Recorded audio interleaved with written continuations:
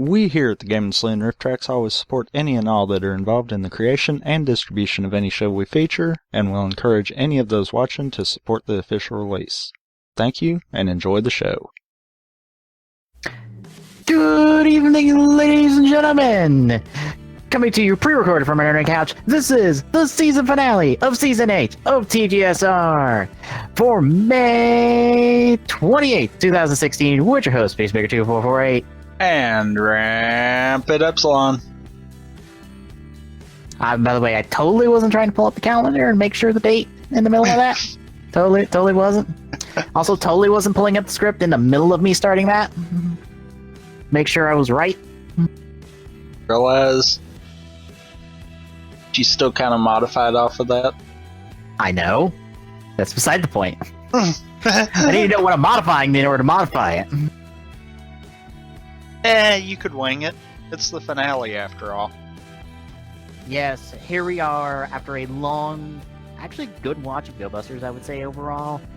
And we're going to end it with absolute shite garbage in the form of Kamen Rider Super Sentai Superhero Tyson.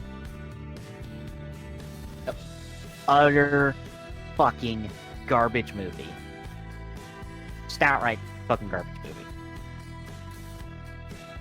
So yeah, before we intro us into watching that movie, because we're going to leave our nice big long discussion about GoBusters in the movie until the end, because, you know, we got an hour and a half movie to watch. We might as well get started as soon as possible. Anything interesting you got to watch the last week, technically, even though this is going to be out in 2 weeks from the last episode? But shh, we recorded this Saturday before then. Because we knew it was going to be long. Yep. And yeah, I'm not going to try to speed run all of this right at, yes, 5 years, 5th anniversary show. Yeah. Fuck, man, my god. It's weird to still them go, wait a minute, we've been doing this for 5 years? Fuck, we've been doing this for 5 years. Jesus. Bejeebus. Honestly, not really been watching much outside of the YouTube stuff. So, yeah. By YouTube stuff, I mean much Markiplier's Doom gameplay, which I'm behind 2 episodes on now, and the stuff that Beard Bros have been putting out. Wow. The YouTuber-centric Mario Maker, from what I saw. Yep. I'm not sure what the whole topic was, so I didn't watch too much of that. I kind of skimmed through a little bit. Basically, YouTube-esque levels. Levels that kind of display the perks of the kind of deal. Like what draws people to them and that. It's a very odd topic. It kind of is, but I'm impressed. Like, the levels, I feel like not even knowing about some of the YouTubers, or knowing some of them and what they have been known for, it fit surprisingly well. Of course, I don't think they've really had a bad theme so far.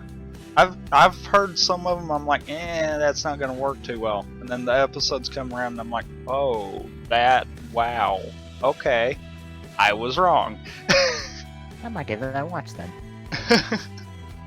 Like, this wasn't one of those over the top, oh my god, that's really good, but there was enough that it was like, I never would have thought to do that.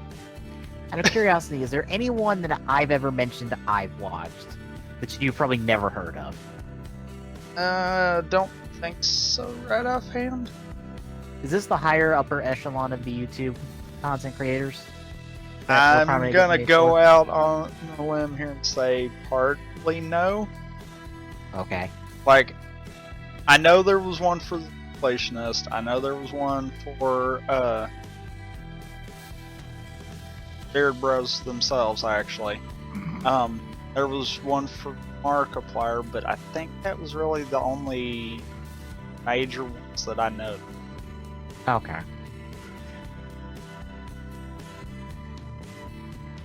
I was curious if like they threw an approach on John one since, he's done Mario Maker stuff and yeah, I could see a Kaizo-esque Kaizo level for approach on John one that involves some Albert Wesker and some eggs. But you know what's bad? What? Gerard's actually kind of getting burnt out on everyone trying to make levels as hard as possible. Well, that's what you should come to expect from this nonsense. I'm not gonna lie. You should come to expect that, like, people are going to try to challenge him. Okay, but the problem with that is he don't know when to quit. I can't disagree with you on that. It would be fine if he could stop, and it's gotten to the point where he had to make a new rule where if he spends 20 minutes on a level, he's just gonna skip it and move on. I think he's only exercised that once, because a lot of times Alex tends to talk him into, let's stop here and we'll pick it up in the next one, and then that proceeds to make what should have been 20 minutes spent on the level turn into 40. Alex, the best bro. Totally not helping you, Al. Oh. But yeah, that's kind of it on my end. I am caught up on the entirety of Turtles through all of the space bullshit. Oh yeah, I forgot about that. I'm glad you mentioned that.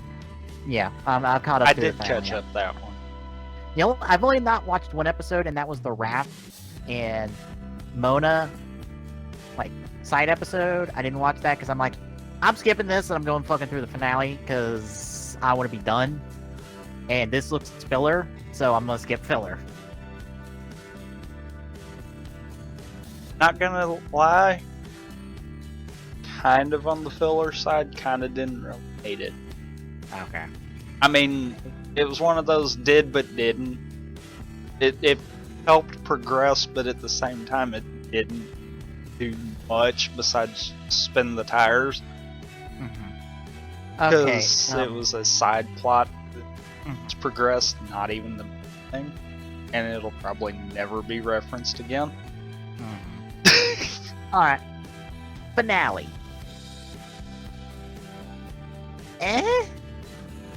I just, like... I don't know how to feel about that finale. On one hand, I go, okay, they did what they needed to do. On the other hand, I go, this is how we solve the time travel bullshit?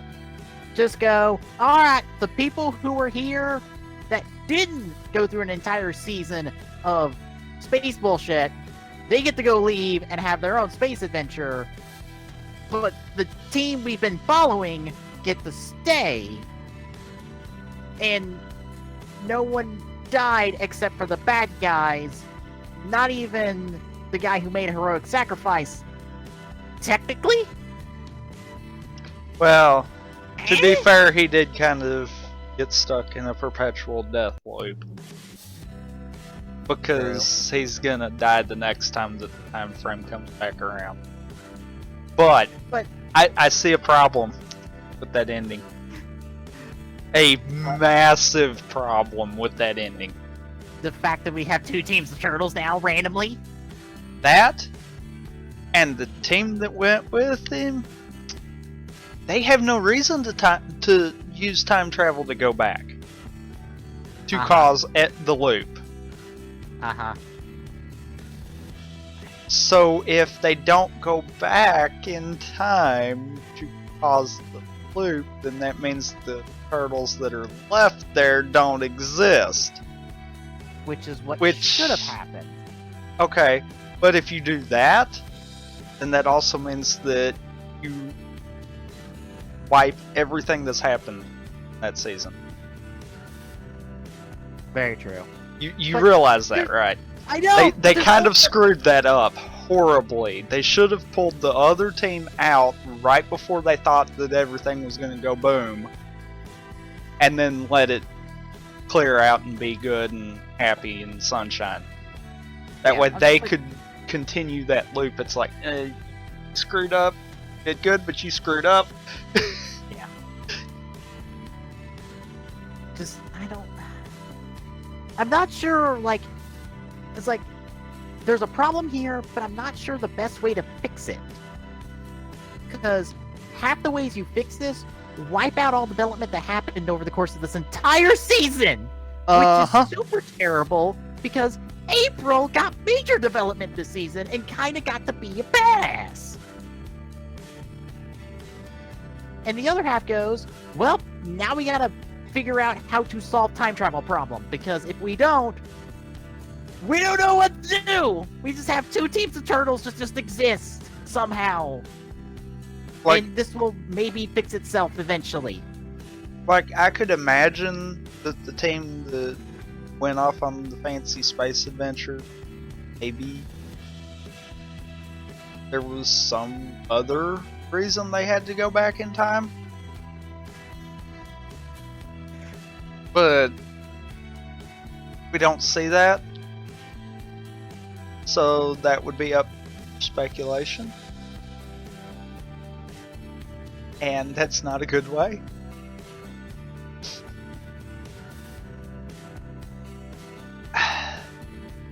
I'm with you. There's no real good way to fix it.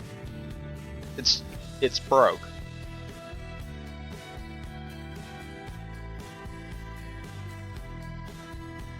It's more and more.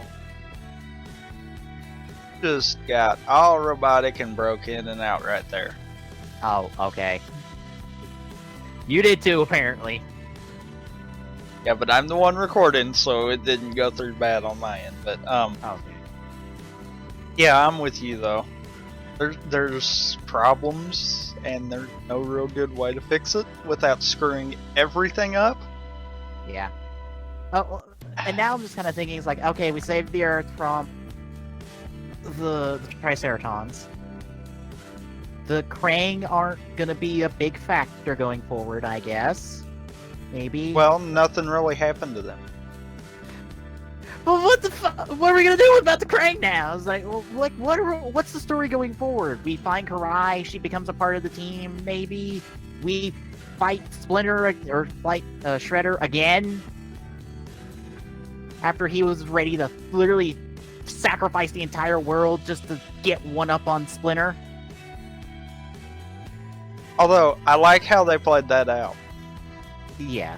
because that showed that one episode that didn't act like it was going to have anything major to do with this entire season means something. Yeah. Because you can't tell me that what Theo told Splinter didn't give him that heads up. Yeah. So it's like, well, everyone's alive, we're all good, and fuck do we do now?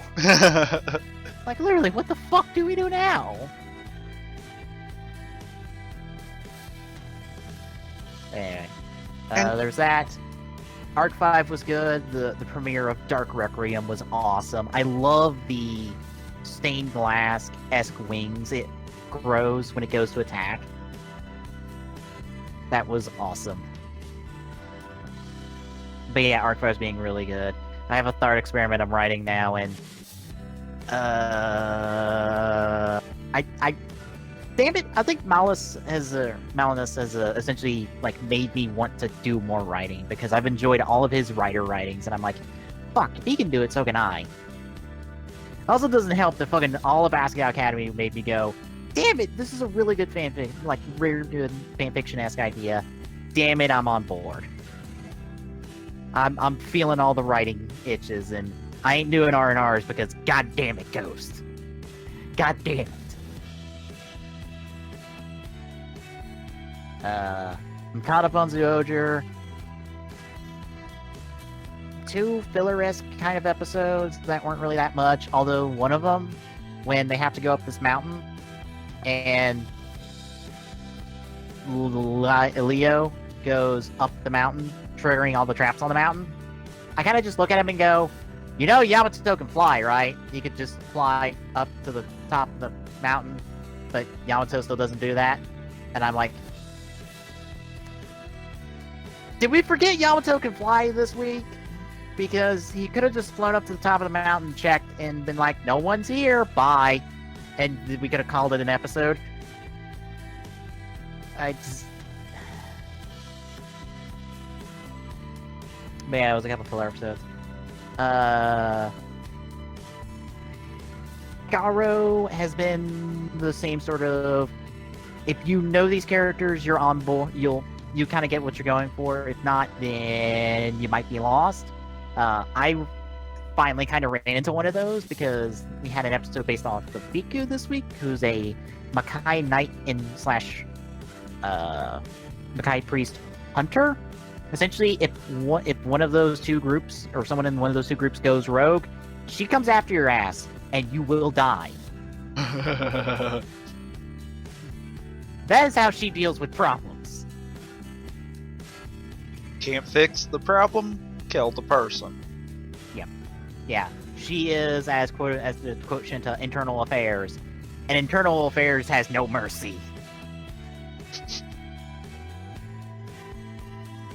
But yeah, I was like, Biku. I don't remember Biku. Apparently she's from Koga's Kids season, and I was like, fuck, I don't remember much of that season. God, I need to rewatch that season, because that season's good, but I don't remember parts of it badly, and I'm like, fuck.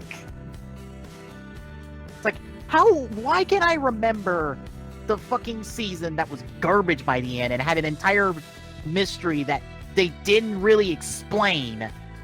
I can remember more of that season than I can of a season I actually enjoyed.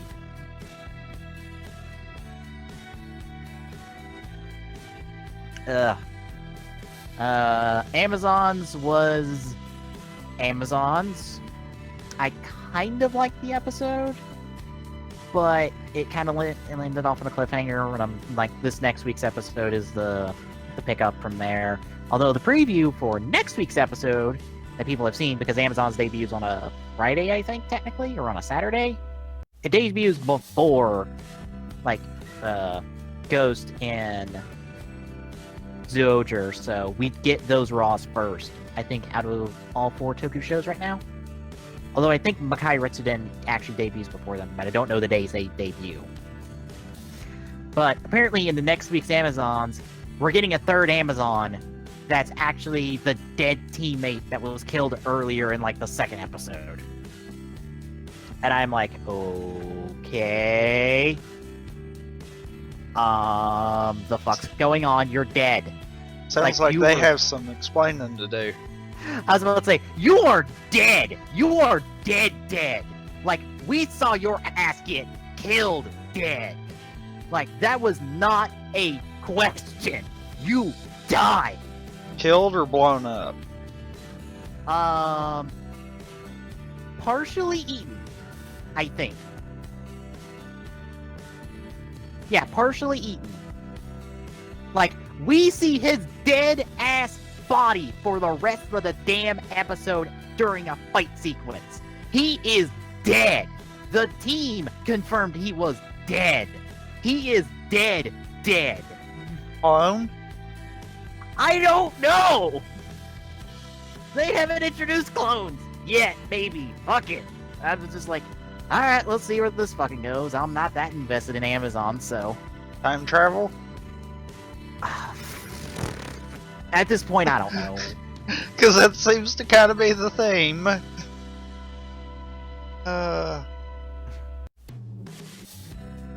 Can't fix it, use time travel. Yeah. Trying to remember what else I've watched. Ace Attorney continues to be good. They are setting up for the episode that debuted today, the final case of the original Ace Attorney game, which essentially puts Miles on trial for a murder. And Phoenix has to defend him. Yeah, the guy that has besmirched Miles' perfect record twice already is going to have to defend. Is now going to be his defense attorney in a trial. This will be fun. Yeah, I'm not sure how long this Ace Attorney show is going to go. I don't know how many episodes we're getting. I don't know what all games we're doing. I'm just like, all right, we're almost done with the first game, and we've had like 6 episodes. Is it gonna be a full series or? I don't know. Well, anime series sometimes aren't that long. Sometimes. But I don't know what the episode order is on this. Like, we've just gotten episode 8 today. Episode 9 will be next week. That's the second trial. Meaning it might be a third trial than last trial, so we'll be like, 11 episodes? 10 episodes, maybe? Might be 10 episodes if they do just the third part. Depends on how far they go with the first and second trial. But yeah, it's just like, we're at 9 episodes, and I'm like, I don't know how far this goes. Is there any information on, like, how long this is? No? Is no one gonna say how long this is supposed to be? With the episode order? No. Alright, I guess it's just gonna go for however long. I mean, I'd be fine with it just keeps going and just keeps piling on the cases. I mean, we got like 5-6 games worth of cases. After the first game, every game's 5 cases instead of 4. So, we got all the content in the world to cover.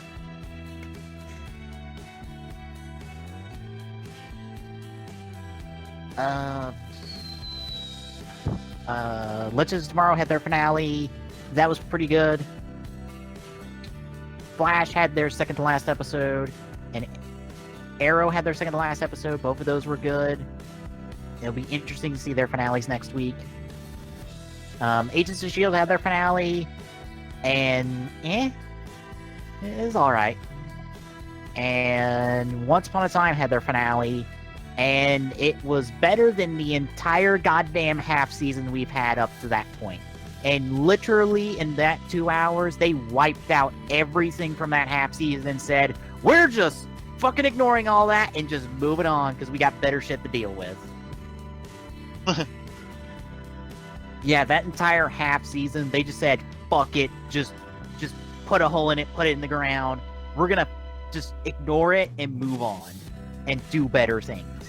They have Jekyll and Hyde now. They've separated Jekyll and Hyde, and they're both good.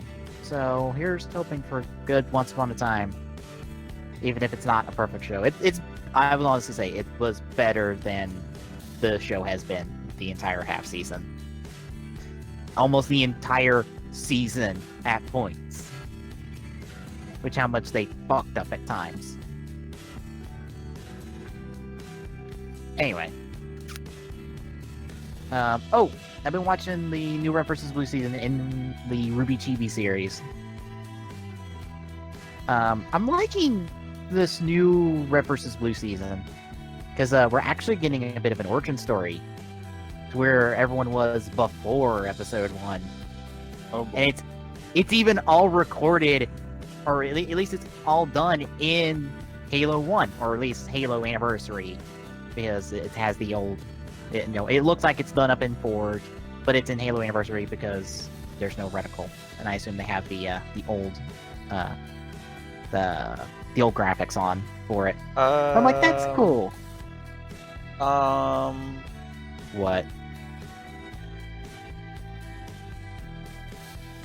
Apparently have forgotten something. What? Anniversary multiplayer stuff. That's all in Reach's engine. Not even graphically? Every bit of it's Reach. Oh, then I honestly have no idea how they recorded it, because this does not look like how they recorded the original Red vs. Blue stuff. But it is Halo 1. Maybe custom edition on the PC. Oh. Because I bet that is because if I'm not mistaken, do like HUD mods on that. I bet that's what it is. Yeah, I was just like, And Custom Edition would give them the ability to create their own maps. The only map I think they would have customized was the one they used in the first party episode, but part of me was like, that's a map, but I don't remember. But anyway, that's cool. Ruby Chibi is fantastic in the fact that it is just this funny little show that just shows like everyone goofing off essentially, and I love it because fuck, do we need some comedy with these characters right now? Considering where we left them at the end of Volume 3. Hell, they make a half-hearted joke about Blake being a thief. And I'm like, okay, I like how you're doing this joke. Like, it's good, I enjoy it. I encourage everyone to watch it. You essentially get to be a day behind everyone else that doesn't have sponsor, if you don't have sponsor. Because they aired the episode a day later for members. So today, I believe Ruby Chibi would have aired, but you won't see it until tomorrow if you're not a sponsor, like me. And that'll be the same for the Red vs. Blue season. You have to wait a day for the non-sponsor review. But if you're a member, you get to see it earlier. Slightly. I don't know what the time scale is for that. But the good news is, if you are a sponsor for Rooster Teeth, you're also a sponsor on Screw Attack, so you get all content from the two sites early.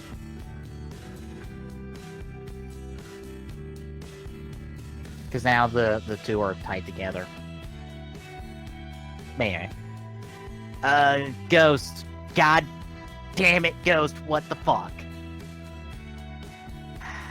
That's getting to be a common... Okay. Now, 30 episodes in, mind you, we're going to give development to one of the two side monk characters. Shibuya, I believe. Now we're going to give him development? Now we are? Well, yeah, I mean... Now we've got to, because, you know,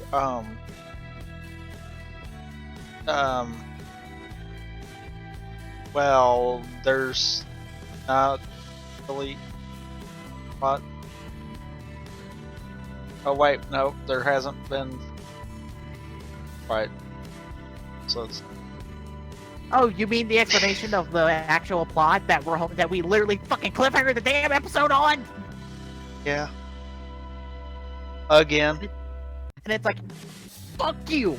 Fuck you! Also, go fuck yourself, Urison, for once more, literally telling the audience, nope, no one's here to explain anything. Bye.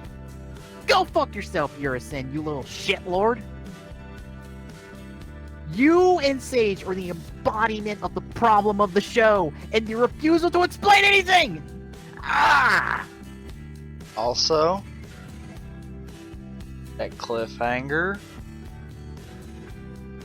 I have a bad feeling. Might be on some terms of Sage and Magistrate being person. What makes you say that? What would Sage have benefited from making activate? Big, Monolith. They would have got in the gate. Yep.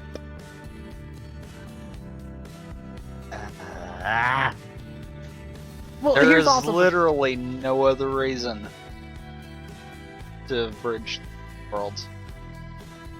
Also, speaking of characters who were implied to be dead but apparently aren't dead, that guy from the Benkei episode's apparently not dead! And I'm like, wait, what?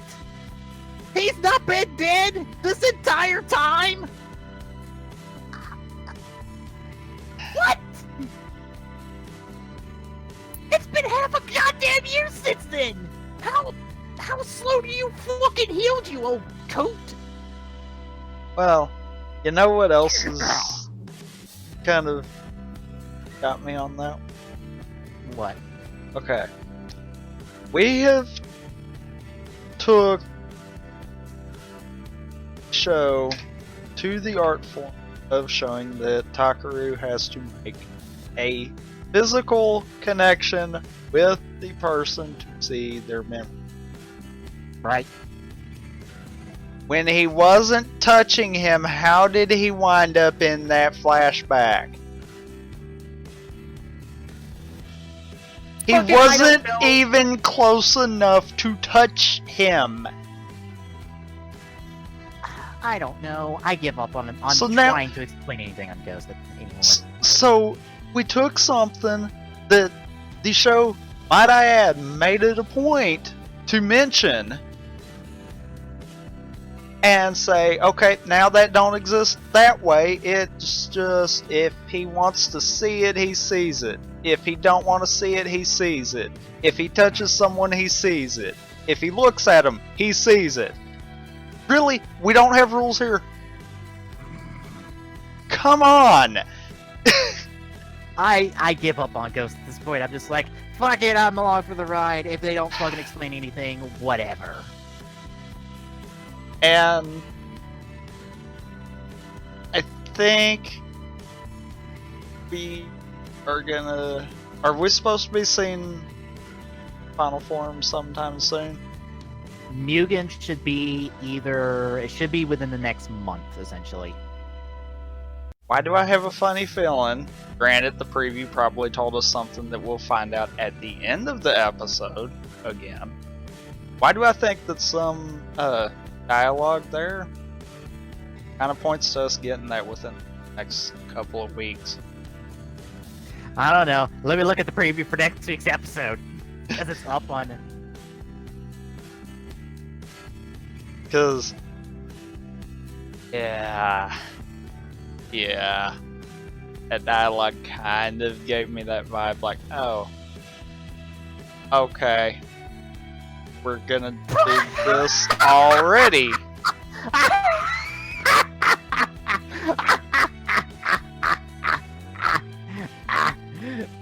Guess where we're getting Mugen? Where? 34! Because guess what happens to Sakaru next week? What? We super kill him. Because his clock runs out. Right? No, he blow up Ore, which kills him. Oh. Which, guess what the title of next week's episode is? What? Miracle Infinite Thought.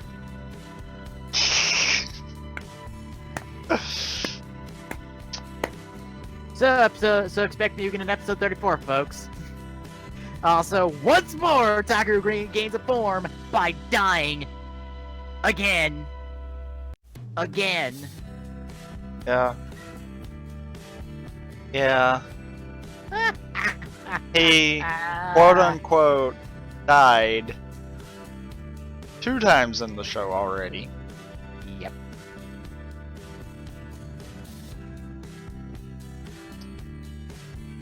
So, wait, if they blow up Ore, Yep. then that means that he technically has completely died this time, right? Probably.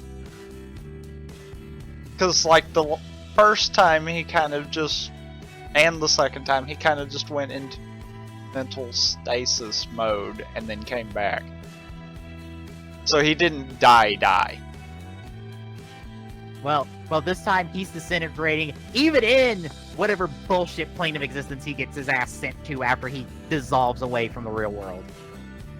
Okay, good. He's dying. Yes, he will die. So we can count this as the rider death for the show. Yep. And everyone thought that episode 1 was the rider death of the show. No. And episode whenever he got boost. Yeah. Fuck. You know what? I'm not gonna even be surprised if fucking Yugen shows up at the end of 33 because fuck it. Oh, it probably Fucking will. 30 will show up at the end of 33. Fuck out of here. Anyway. We got a movie to talk about. Can we actually call this a movie? It was released in theaters. That don't mean nothing. It has a place in the Guinness Book of World Records. What, for crappiest movie made? I mean... Nope, for most suit actors filmed. Or most suit actors used for one scene. You know I had to say it. Yeah. I know. But no, this legitimately is in the Guinness Book of World Records. For most suit actors in one film. Well, you know, Okay. I take that back. I shouldn't have said that about this. Kamen Rider Tyson actually deserved that spot. Yeah. Alright.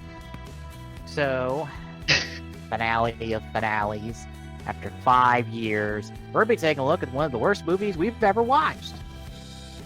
Kamen Rider Cross Super Sentai Superhero Tyson. As subbed by Overtime. By the way, keep in mind, it said one of.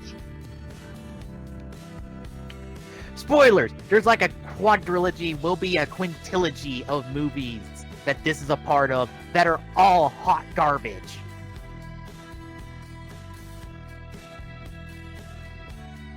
So, for those who don't know what Superhero Tyson is, Super Tyson was a spring film that debuted when Go Busters and Forza were on the air.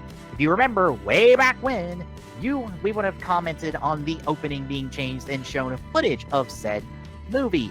Same thing happened with Forza around this time. And the Go Busters cast and the Forza cast are involved in this movie for like 10 minutes. So, there's your relevancy to the plot of Go Busters. They're in this movie. They won't matter that much.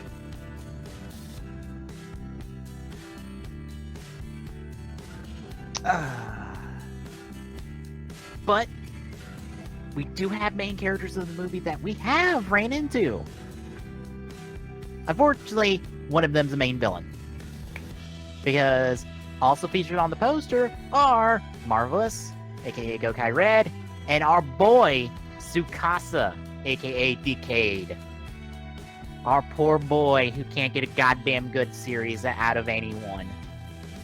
Just keeps showing up in hot garbage. Yeah. I'll give the guy credit, he loves being Decade. This is a guy who was making Decade references when he was a part of a Garo show. And also was one of the best parts of that Garo season. But unfortunately, Marvelous and Tsukasa are the main villains of this movie. Well, at least for most of the movie. So, yeah. But yeah, they're not the main characters. But you know who the main characters of this movie are?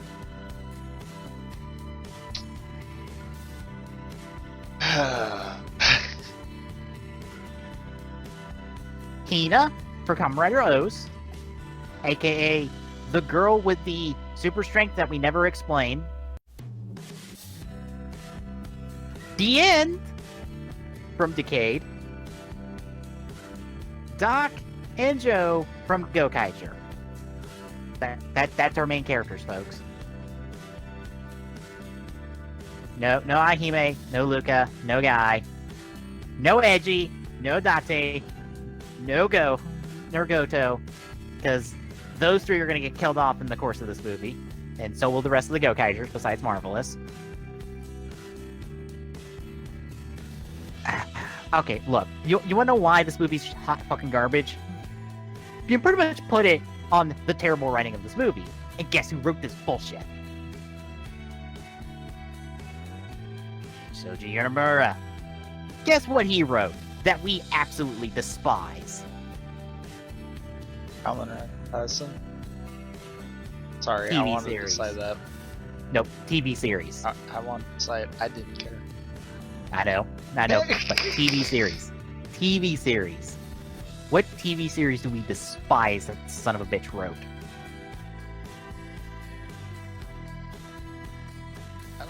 Say it. Yeah. To say it for him, he wrote Kabuto. He was the main writer on Kabuto. Only show that we have ever dropped. Mm-hmm. Flat out dropped. And this fucker has 4 films to his name that are all hot garbage. And more than that if you count previous films, because he wrote Let's Go Kamen Rider as well, and that's a hot mess of garbage. He also wrote All Riders vs. Die Shocker, which we're okay with. Yeah, he wrote All Riders, by the way.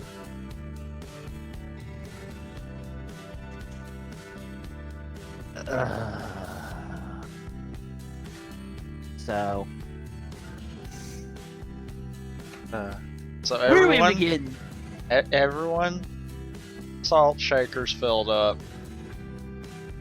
Just gonna say it. Yeah. So, how do we feel going into this if it's not already obvious? Right now, I'm more at the point of thankful you didn't decide to do Kamen Rider Tyson, because I know. No. Okay, I'll put it this way. You people have to actually put the word out and demand us to do that movie before I even consider it. I don't know if I could do it. I mean, I really do not. I couldn't do it on my own, and I have watched both this movie and that. And I couldn't do it. Yeah. The level of garbage that Kamen Rider Tyson had in it was just surpassing these. By the 40-minute mark, I couldn't do it. Or I had to cut it off. Yeah. By the way, this is also coming from someone who did watch the entirety of Kamen Rider Tyson, but also watched the entirety of fucking Kamen Rider Zango. Both of them are still hot garbage. The only thing that saves Sango to some extent is the fact that the Yongo Net movies are good and somehow write all this crap out of continuity. By the way, Yongo, not written by Yonemura. Written by some other guy. Not even that major of a tokusatsu writer. Just somebody else. Goes to show that someone else needs to be writing these. Oh, they listened to that for the Kamen Rider Ichigo movie. They got Toshiki Inoue, who's only a slightly better writer than Yonemura. And don't you people fucking argue with me on that. Inoue has had a bad track record no matter what. He's still just as bad of a writer as Yonemura. He's only slightly better. Slightly better. And guess what? People have backed it up, guys, saying Kamen Rider Ichigo is hot fucking garbage too. So guess what? You trade one bad writer for another bad writer, and you don't improve the quality of the movie. You know what the problem is? You keep getting bad fucking writers on this shit. Alright. I'm ready. I'm ready for this fucking movie apart. You know what? Let's get it over with. Alright. For those wanting to watch along with us, which God knows why you would, unless you just want some extra context. Well, links are down below.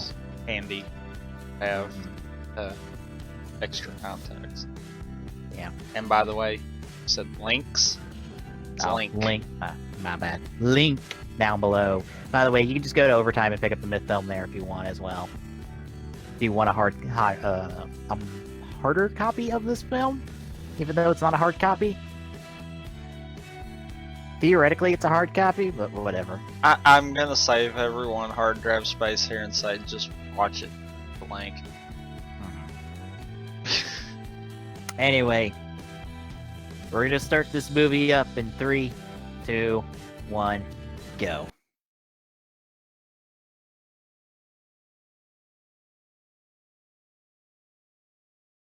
Ugh.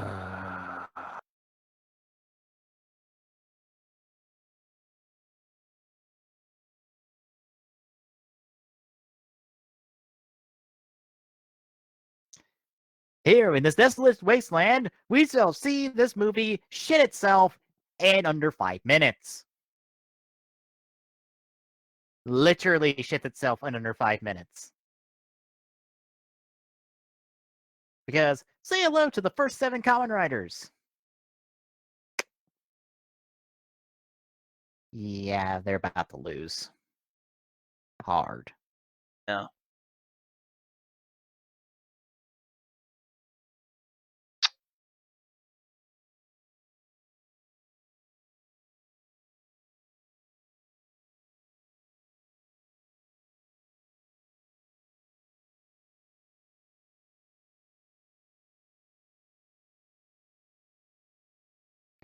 Hi, Marvelous. Your series is better than this bullshit.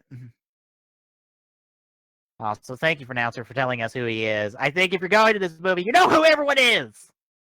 I would hope. Yeah. Especially since Gokaiger only aired, I don't know, last year before this movie, when this from which this movie aired. By the way, because Gokaiger was the series before Go Busters.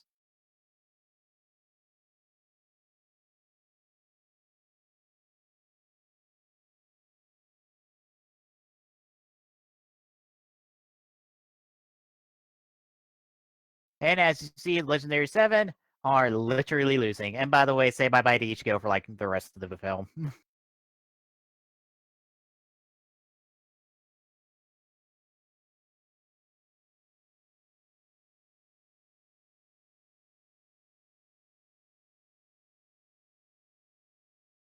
Oh, if you're wondering what that flashy effect is, don't worry, that'll be explained at the end of the film.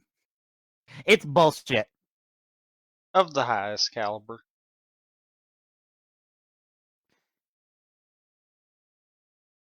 Hey, if anyone's gonna kill every writer in existence, it's gonna be me, because I fucking did that shit first, asshole.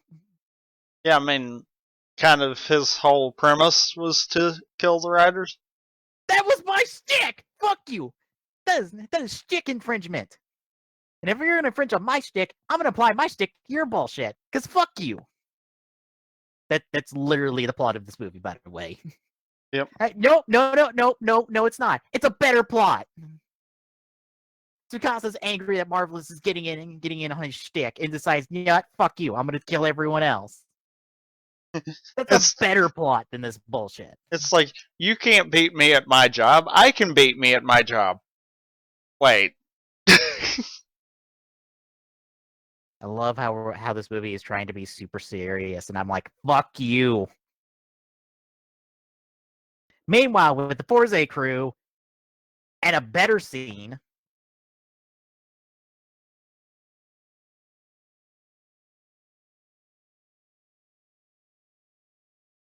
by the way, one of the few good scenes in this movie.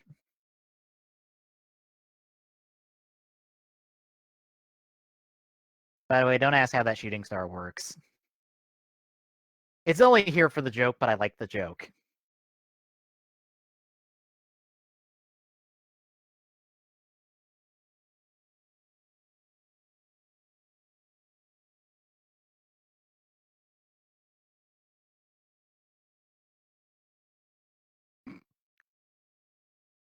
Like I said, a better scene, because that is Gintaro right there. Just like, look, I don't have that many wishes.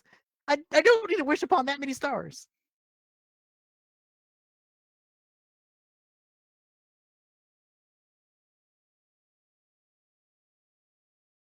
And that was the most awkward jump I've ever seen in existence. Yep.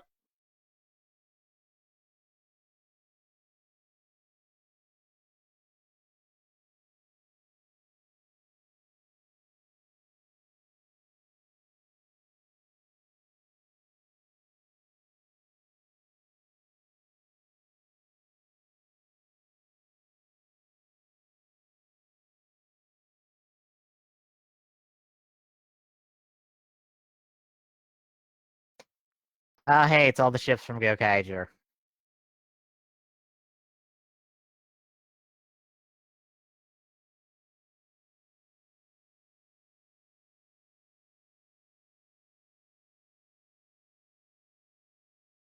I miss Forza for as much as people don't like that series for some reason. Got its issues, but it's not terrible.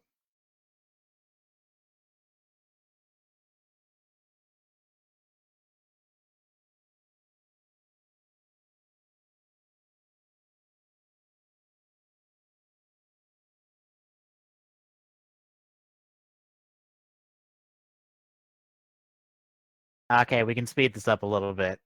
Jesus. I get it. They're invading.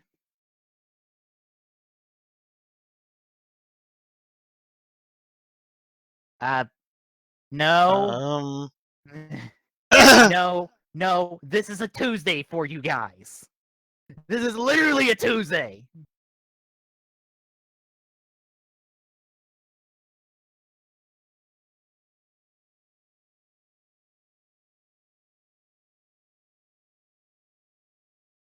You probably should have went and grabbed the Paradise first. That's kind of your one job in Forza is to grab that thing and pilot it.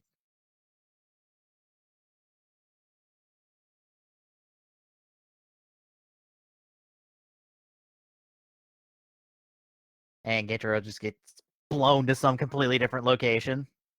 Because that's how editing works in this damn movie. that's how it works in the shows, though, too. True.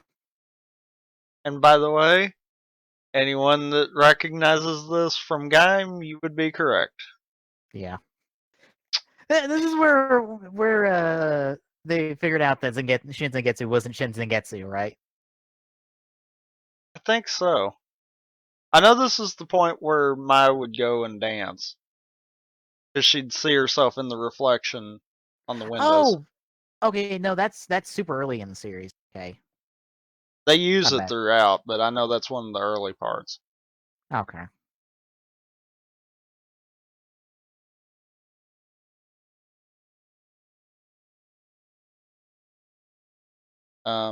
They By don't the want to way, be like friends.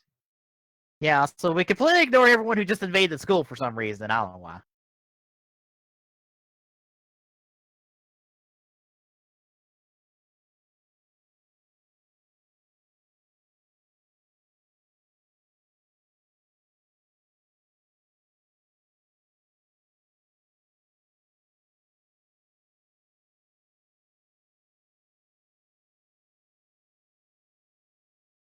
No.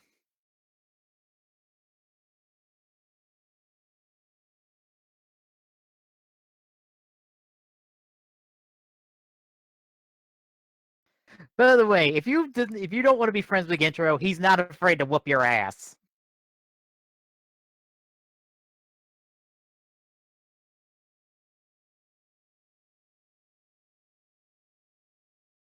I love that that has become a power of his. I love it. I love it. We just keep referencing it. Well, you have to. Yeah.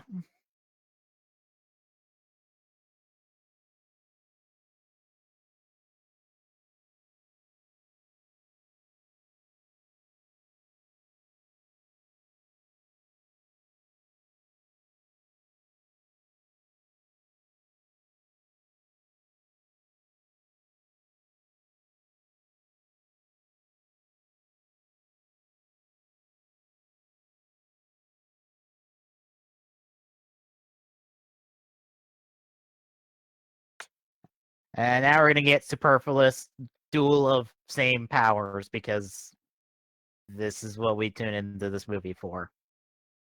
I guess. Uh, well, don't you know that's the way that writers solve problems? They hit you with a power, you hit them with the same power. When that fails to work, then you realize that that won't work and you try something different. Except, as pointed out by Shinta in his review, there's a problem with this. Um, when Gentaro uses fire, the switch actually absorbs fire. Meaning the attack Marvelous is about to pull off here would be completely negated. Unless, I guess, magic doesn't count, but that was still kind of magic fire, but fuck it, who fucking cares at this point?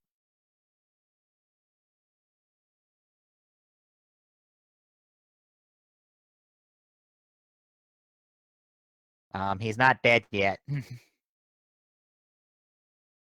Also, where the fuck have you guys been? Both groups of you guys!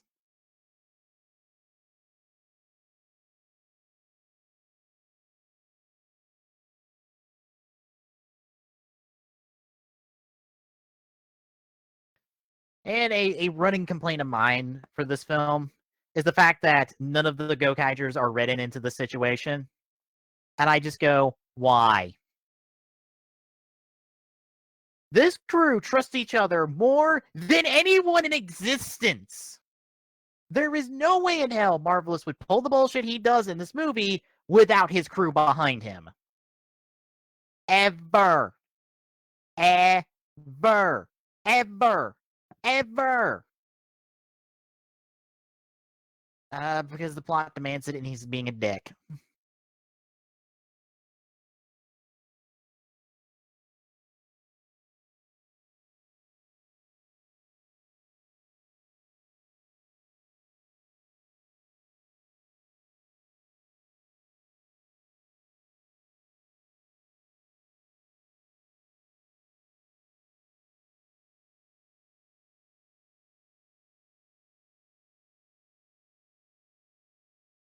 Kentaro, no. This is not the time for you to do something like that.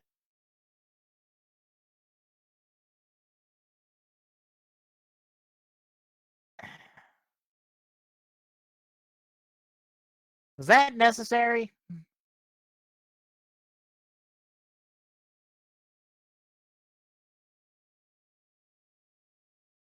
You did! You sent them both to fucking hell.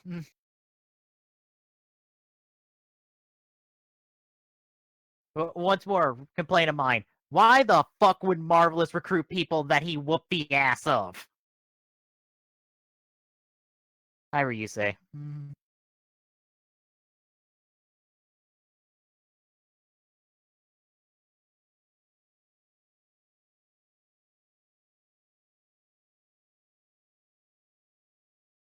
I'll be all in like Mirror because he's about to disappear in the next 10 minutes.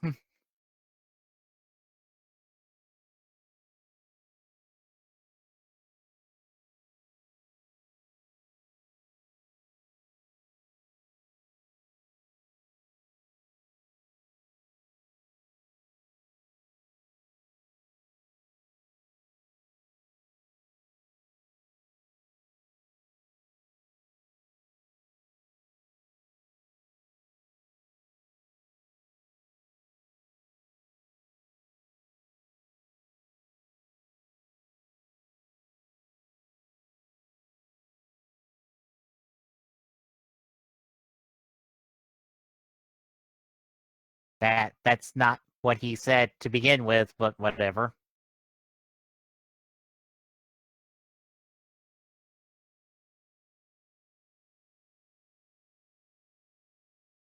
The fuck does that even mean?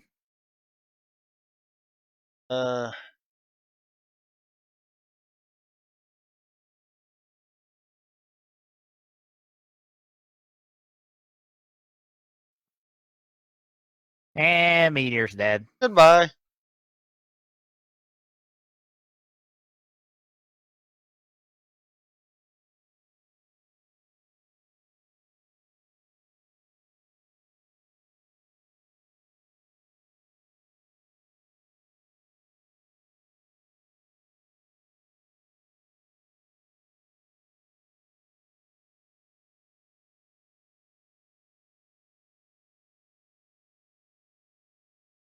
So, if you know this, why aren't you attacking Decade? I mean, spoilers. The fucking both villain groups are working together, but none of this war makes any sense. Yeah. Fucking Decay killed a bunch of Super Sentai, and Marvelous is just attacking the rest of the writers because fuck it, they're not involved in this yet. It makes no goddamn sense. Like, why does no one go, wait a minute, if he's, why? I don't understand.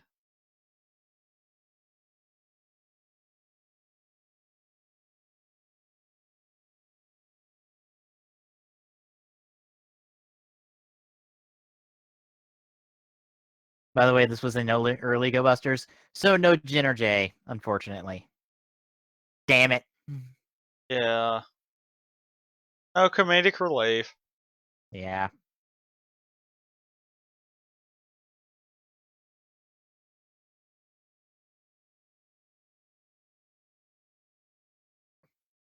By the way, add 3 to the Sunglass Throne counter. Just gotta have boxes of them, just because it's like, yeah, we just throw them. We got enough. But we had a lot of leftover budget.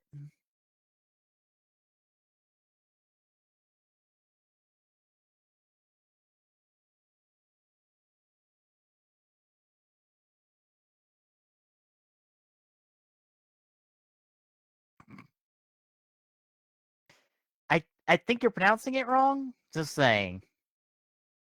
Also, hi shithead from Decade. Spoilers, it's Tim. In case you didn't realize it was him, because you didn't recognize the voice.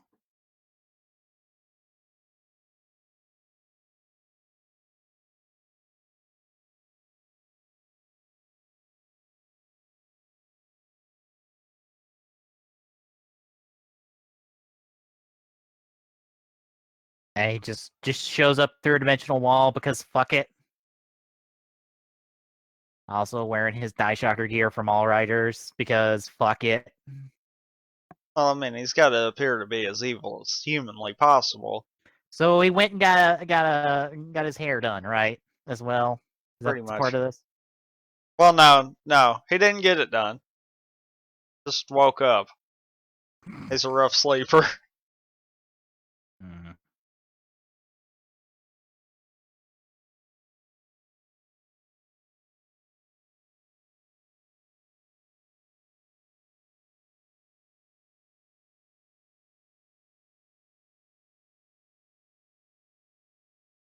Ah, our boy returns! Just to be a dick. Yep.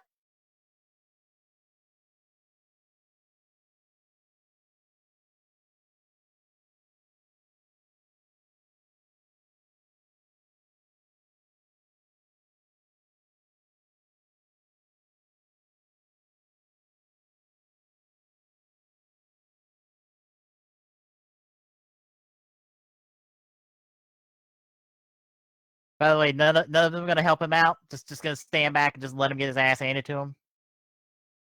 Might as well.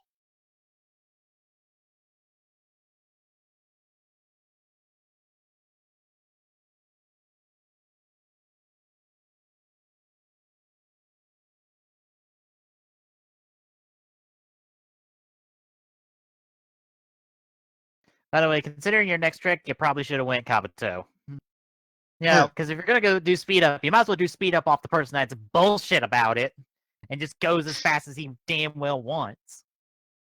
Fair point.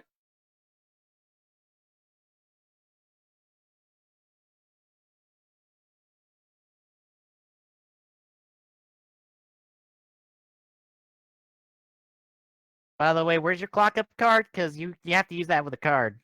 Yeah.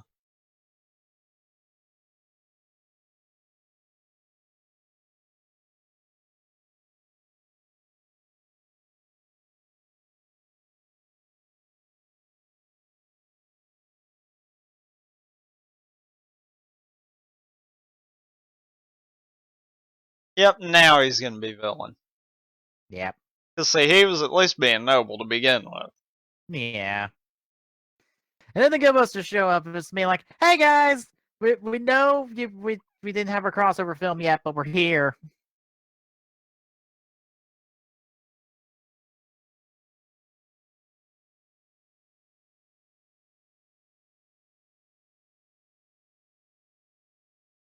What part of Sentai trying to start Rider does no one?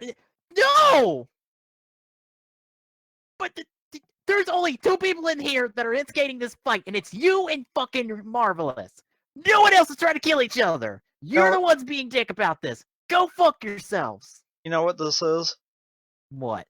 This is a dick measuring contest. That's. I have to think that's literally the plot of this movie at this point. Rewatching this now, it literally is a dick measuring contest. Oh, Because you know what? Fuck this movie.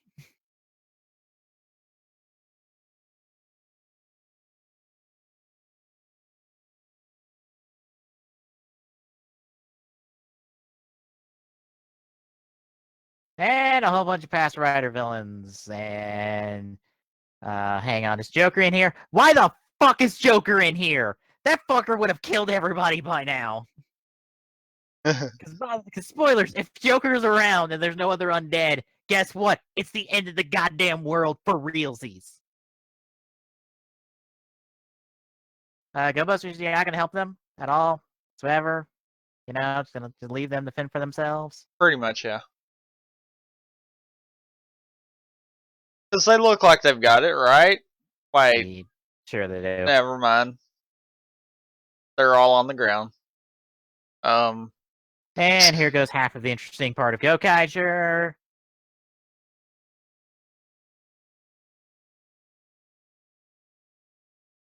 And the Ghostbusters are being forced to flee now.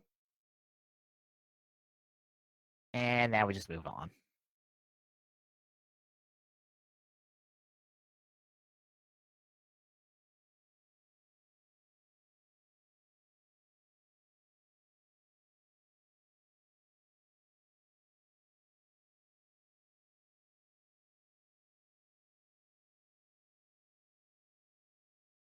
All right, we're just doing this.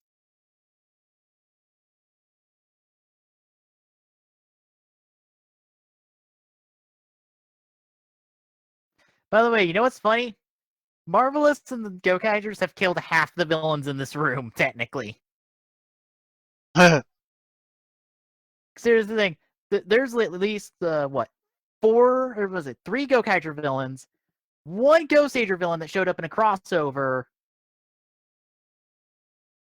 and what, another villain from that crossover, and they killed all of them.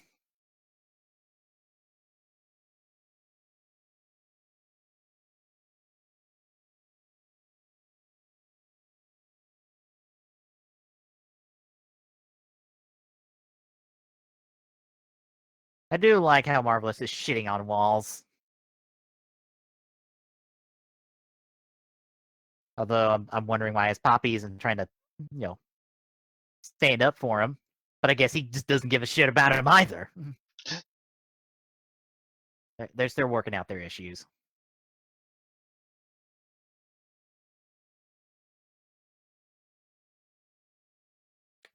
Also, there's that pirate talk that, Marvelous never really used that often.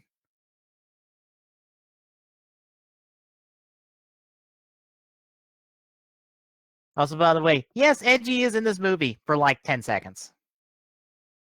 Yeah, he'll be disappearing here in just a little bit. Also, don't ask me why he has like 4 versions of himself that show up at the same time. I don't get it either. Also, Edgy, considering the situation, why did you not go Gatakiriba?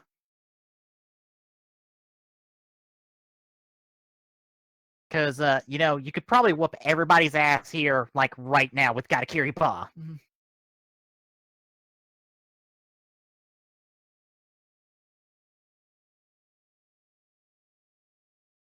Also, if this is technically post Megamax, how the fuck is the Proto-Birth driver working? That thing got blown up in that film. And they didn't replace that.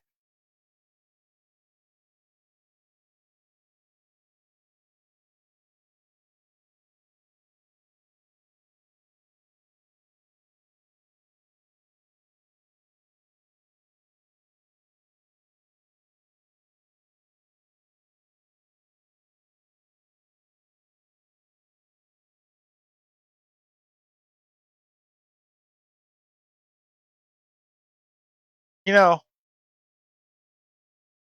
it's kind of fitting that these two are fighting right now.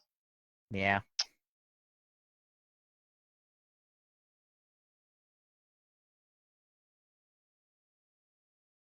Also, how did he do that? Because he's never done that.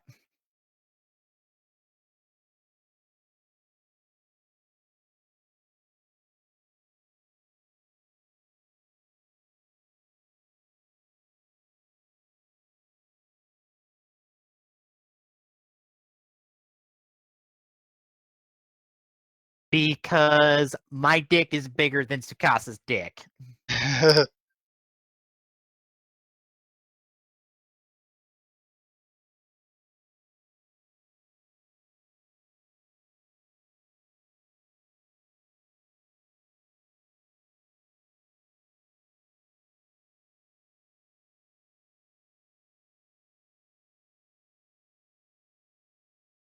That is not what you were going to do at the end of Gokaiger. You were literally at the end of Gokaiger going to go kick the rest of the Zangok's ass because you were just like, yeah, we're going to go kill and kick the rest of them on their home planet.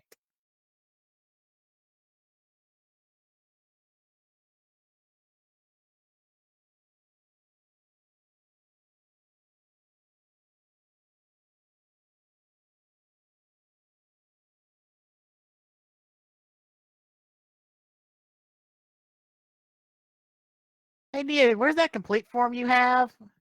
Because you got one in a little side movie of yours. You might want to bust that out like now. Yeah, here's the funny thing, he kind of left it at home. Of course he did. Yeah.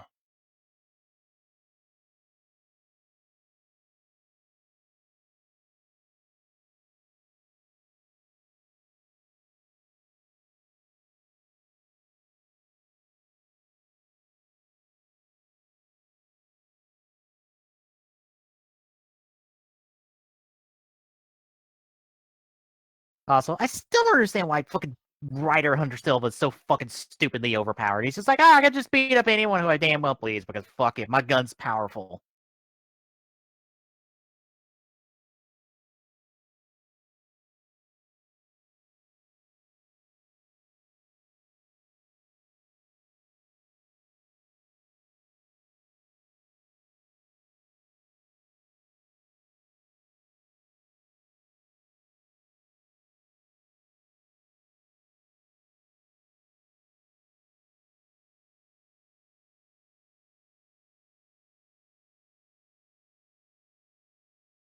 Question, why did he not have the medals to begin with?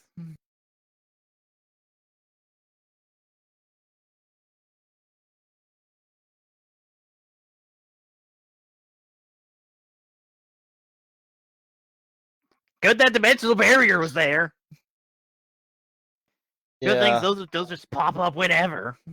They pop up for plot convenience, didn't you know that? But again, why does he not have Edgy's medals? Why? It is not your job to throw medals at Edgy to make him catch them. That's not your job. That's Ank's job. By the way, even if Edgy's standing right next to him, Ankh will still throw those medals because that's just how he rolls. I need to grab that GIF for the BRB screen.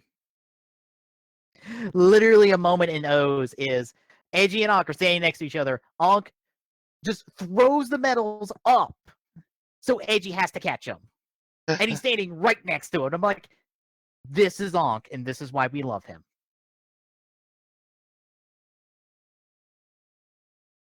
Also, hi Shadow Moon. Why are you back again?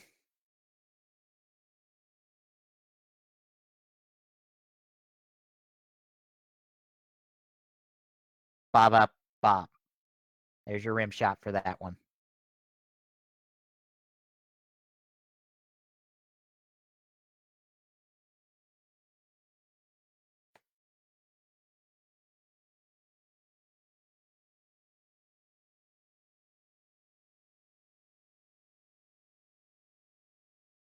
Also, again, to point out villains, why the fuck is Indagova Zeba just standing there being like, oh, I'm gonna be cooperative?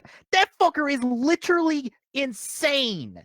He would literally kill everybody in this room because he wanted to.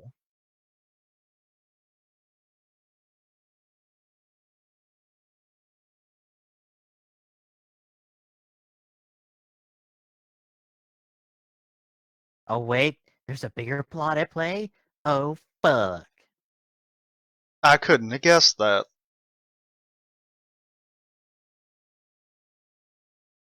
How the fuck do you not recognize Mazul who's standing there? I think you ran into Mazul, Hina.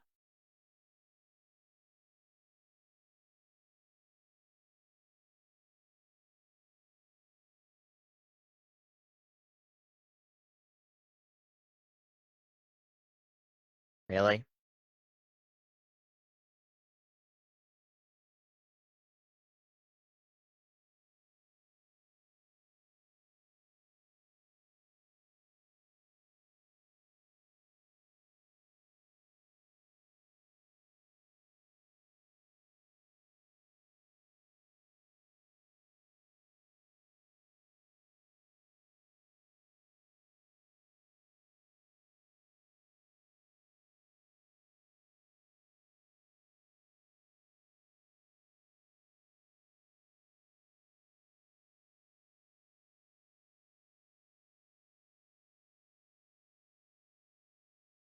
A little late to try to recruit him.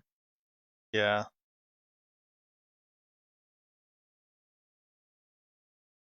And why the dramatic ass music? I'm sorry, but I can't take this film serious.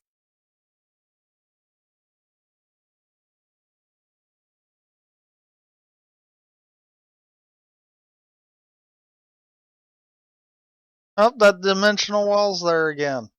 Yeah.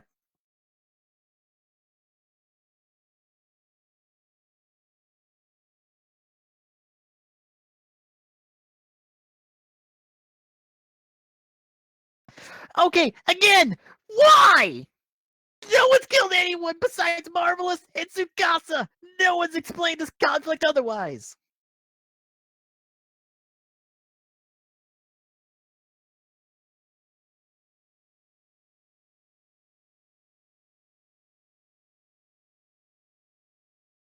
Well, if you want revenge, why the fuck aren't you going after Tsukasa? He was the one that fucking took him out! Why are you gonna take it out on people that aren't even involved in this bullshit? Um, Joe, why'd you pull out your sword when he pulled the gun on you? I know you're the swordsman and all, but you could have pulled your gun.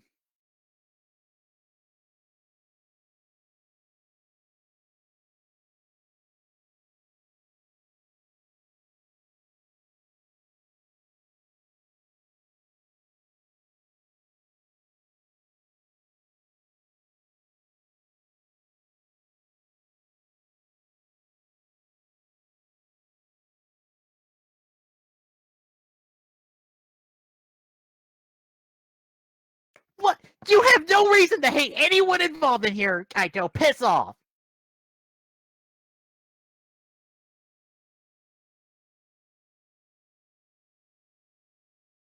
There you go, Hina. Use that super strength for something useful.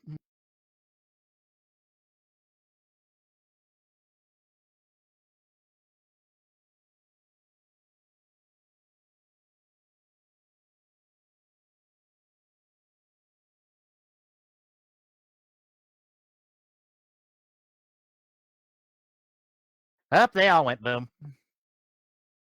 Again. Mhm. Because let's be honest, that's probably the second time for most of Third or fourth if you're from Shocker. them. Also, still love Ian's mass shifting gun.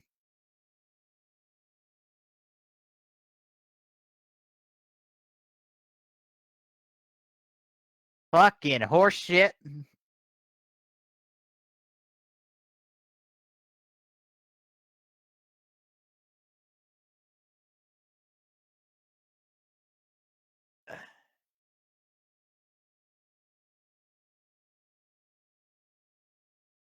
Again, Joe, why aren't you going after the person that actually killed him? Why? Because that person's not right there.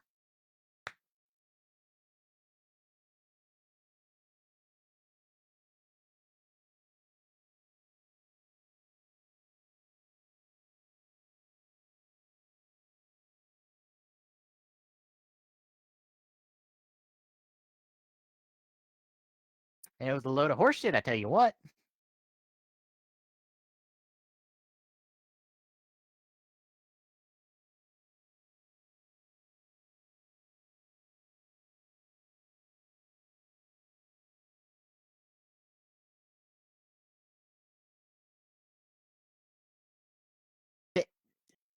Why are you not asking that question to him right now?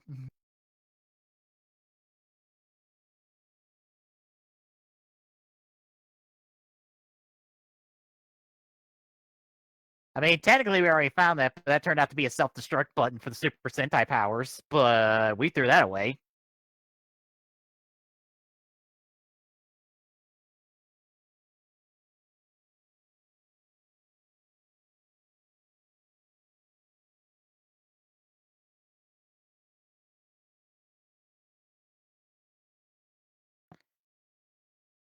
Joe, stop having the stick up your ass. I don't know who the fuck shoved it up there before this movie started, but someone pull it out of him. It's the same one that caused Tsukasa and Marvelous to be complete and utter jerks. Yeah. That guy just keeps shoving sticks up everyone's asses today. Mm-hmm.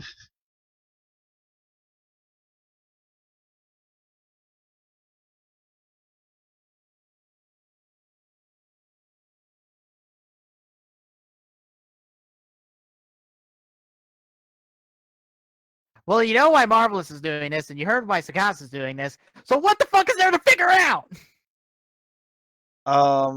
We've got to figure out the thing that we already know. There we go.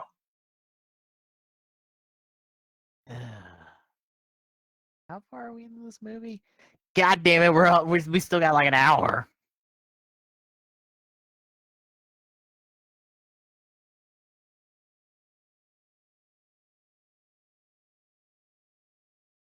Yeah, and then we flew off to go kick their asses, but we didn't technically beat them. We just blew up them that were invading on Earth.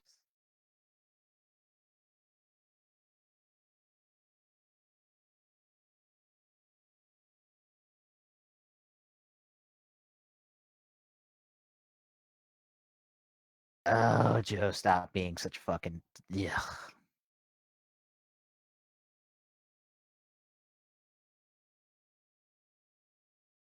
Yeah, it's called Both Sides Played the Riders Like a Fiddle. Correction. Fucking Tsukasa and Marvelous. Let them play both sides like a fiddle. Bullshit! Sorry, had to cough. Mm-hmm.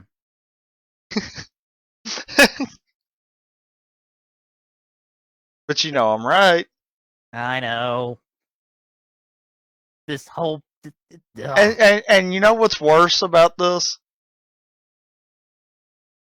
The fact that they've used the same kind of plot twice. Yeah. It's like, okay, it didn't work with the first one. It ain't working on the second one. Mm-hmm.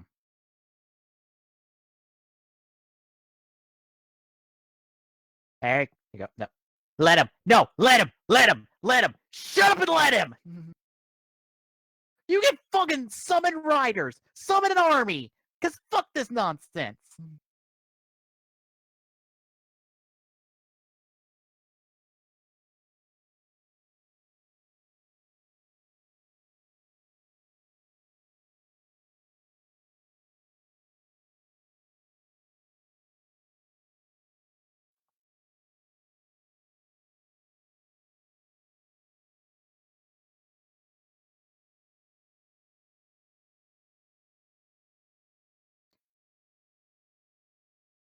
Well, we had to blow up somebody on the fucking rider side at some point.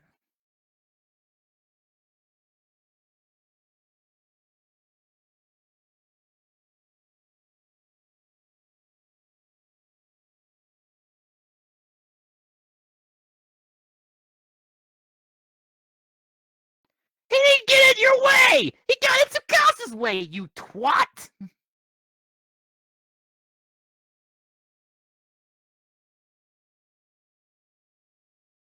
Oh, fuck off with the sound effect, too.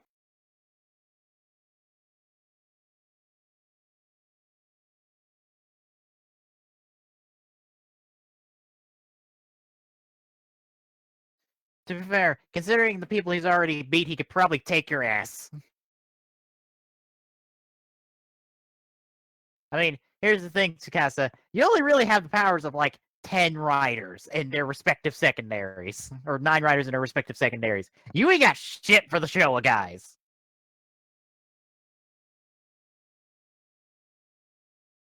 I'm gonna say yes.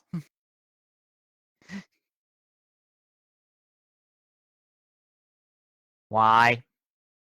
Why? Why? Welcome to everyone watching this movie, Joe. But he's dead. You should know that. Tsukasa already killed him.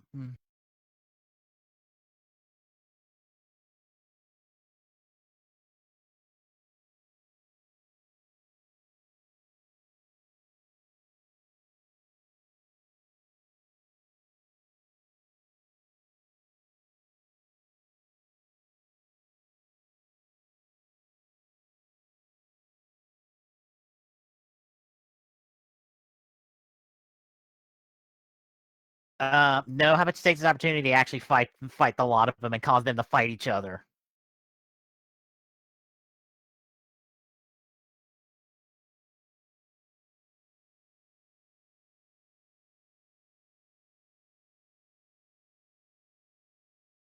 Why not? Why? You're the ones instigating this fight!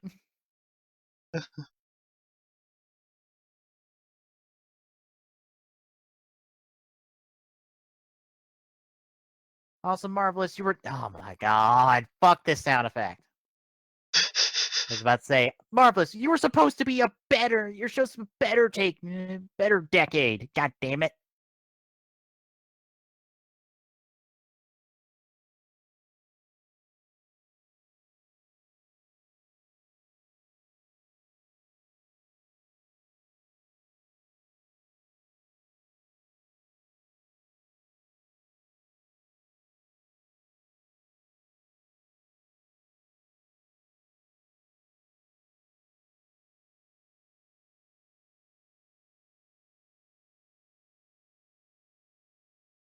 I love how they just go to the thing they're thinking of and somehow it just matches up.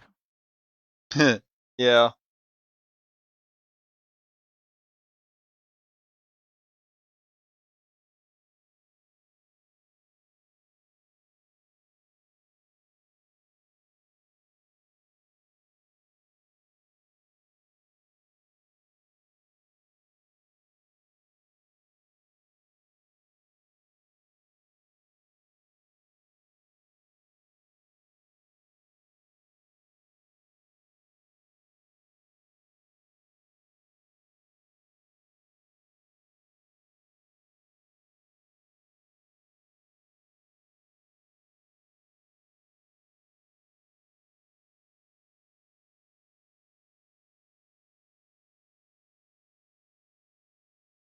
That's not that correct sound effect? Whatever.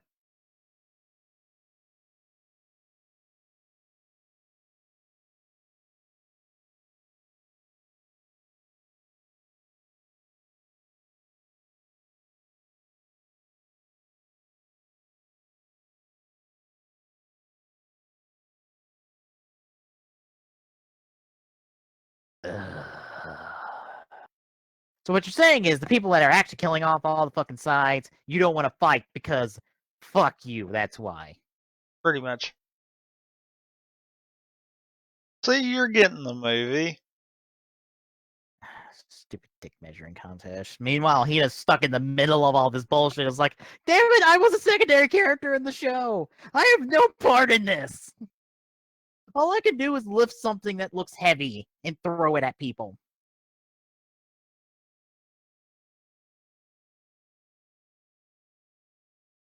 I'm not entirely sure why Edgy wasn't a part of this movie.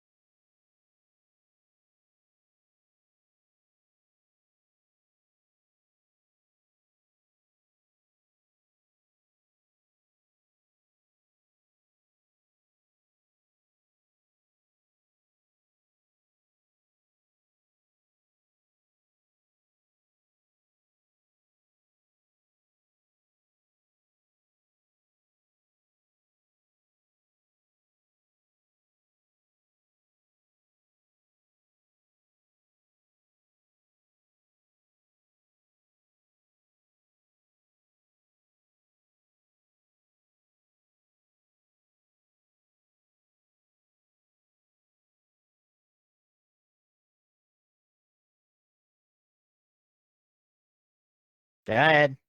There you go. By the way, you dropped your camera.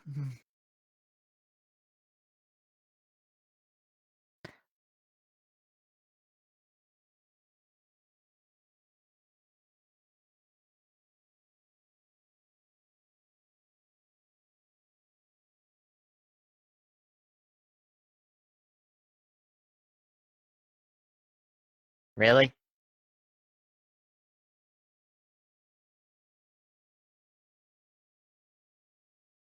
Well, apparently it's not strong enough for him to let you in on this bullshit.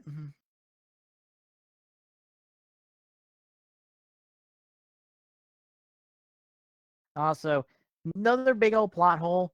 All of the Gokaigers' abilities to become the other Rangers is based off the fact that they have their powers literally. So how the fuck Marvelous can utilize all of the other Sentai's powers at the same time? I don't fucking know. You can't. You just can.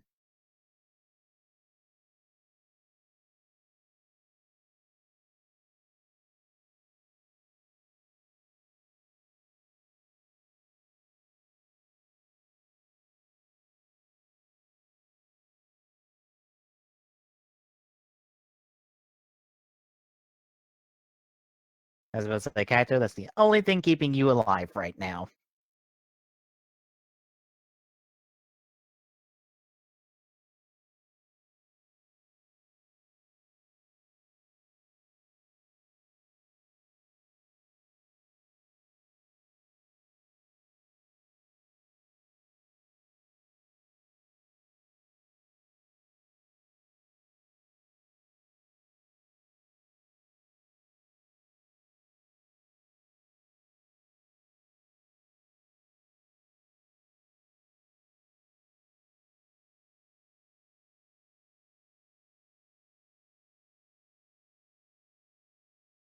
I just want out of this movie.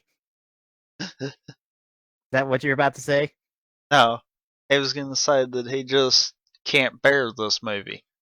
Mm, They just mistranslated that last little part there. okay.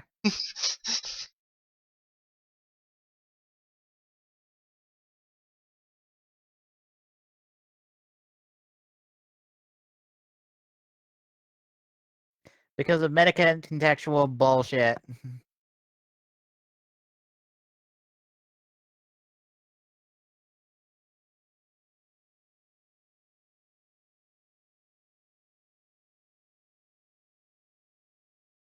Why at their prime?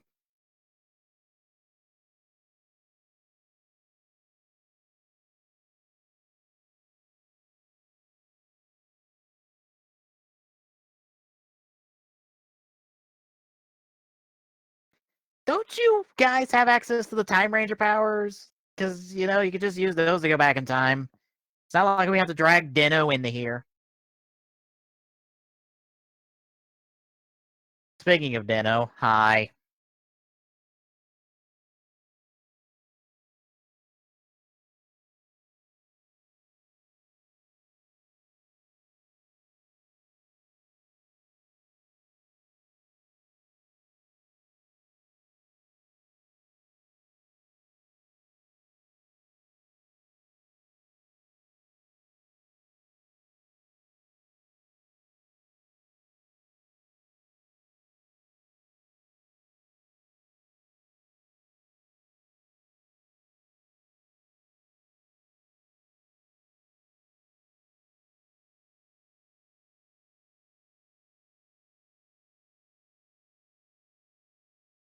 Shut up.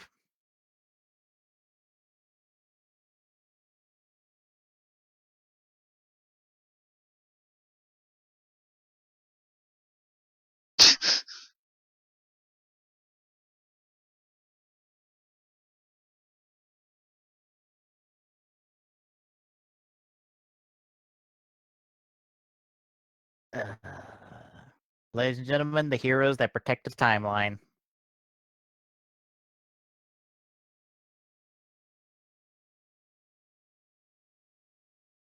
Why?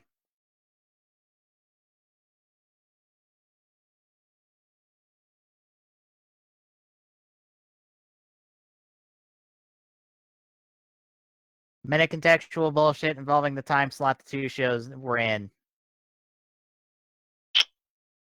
AKA nothing in context of the damn shows. AKA complete other bullshit. Yep.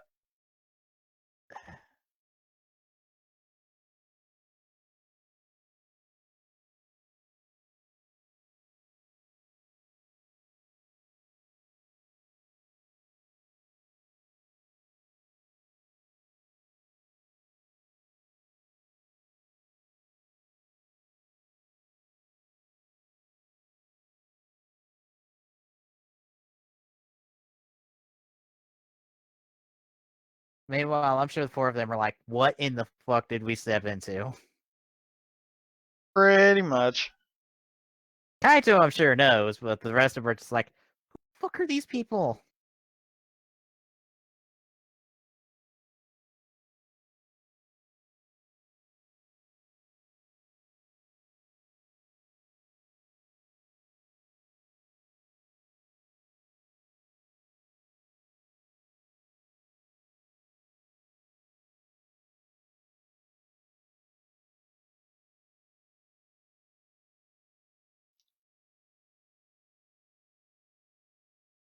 Well, that guy's dead. Moving on.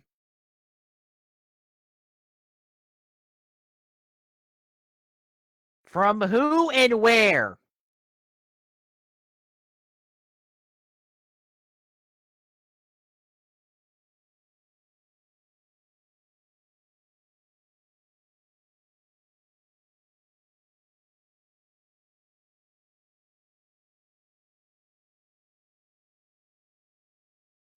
Sure, let's fuck with the timeline. Fuck it. We haven't fucked with the timeline at all this movie. We need to do that.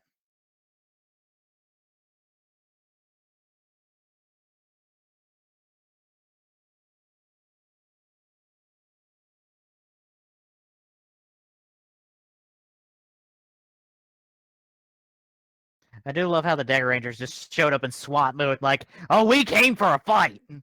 Because why does anyone here believe that they need to actually fight someone? Also, Ichigo, aren't you dead? Yeah. Didn't you die at the beginning of the movie? Also, Yeah. Double, why the fuck are you here? Half of you is smarter than this. The other half is too kind to actually be pulled into this crap. Kabuto can be here because he can get blown up, but I mean, I would get a gleeful joy out of Kabuto being blown up. That.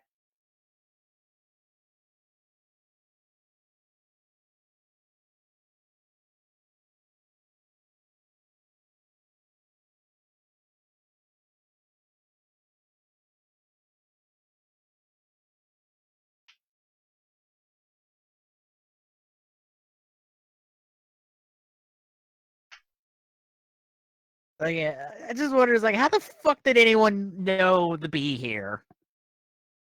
Like, did no one know Ichigo got blown up at the beginning of this movie? Did no one know Aka Ranger got blown up at the beginning of this movie? There's no one questioning this. well, okay. Aka Ranger, that can be at least explained. Ichigo, not so much. Well, there's a problem with the Aka Ranger one. And that's because of the reveal. Yeah. Yeah, I know. But I mean, in terms of what's known thus far. Yeah. Also, I do give them props for imitating the voices of the characters.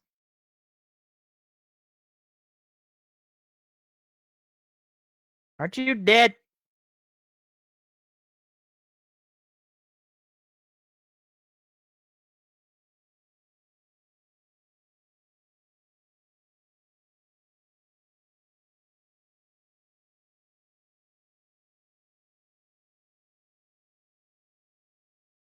That's not how Tsukasa's belt works. It can't just become the typhoon whenever it damn well pleases.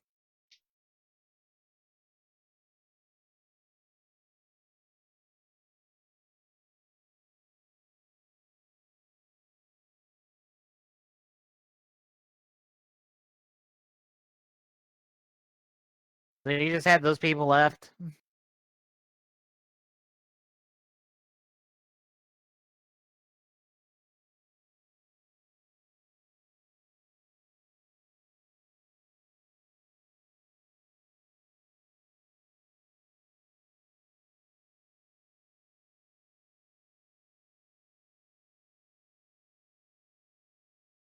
That is in no way, shape, or form main character for Marvelous. I will reiterate what I said before. The Gokaigers trust each other more than anyone in existence. Uh,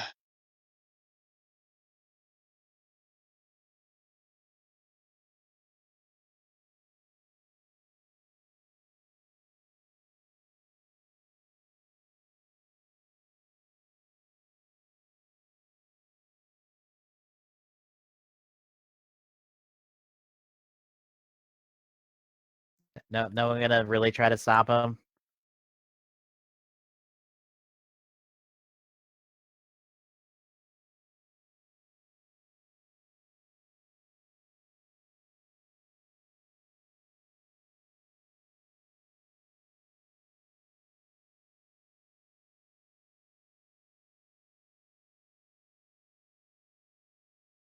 Joe, Doc, you're not gonna go help him?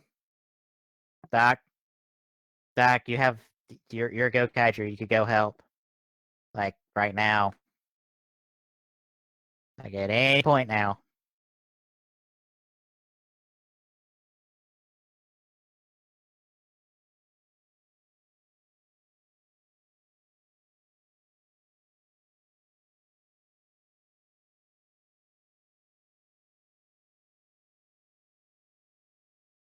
You realize how out of character you are, shithead?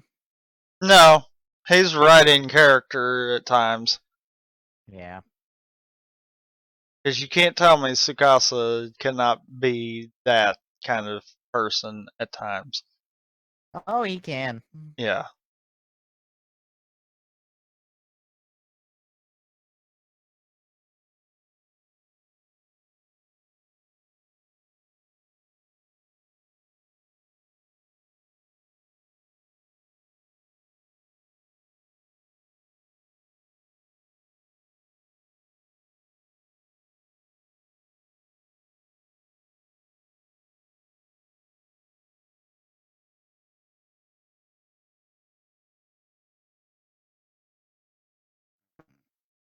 Now we continue with the dick measuring contest.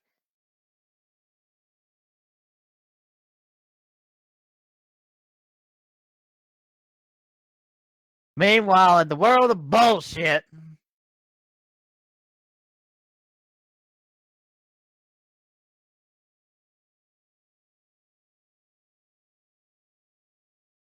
no, you're in bullshit. You are literally swimming in bullshit.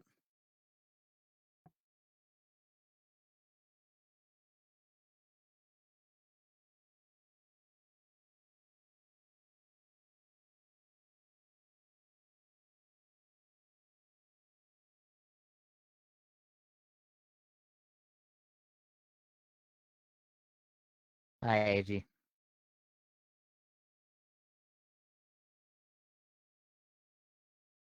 You're surprisingly calm about all this.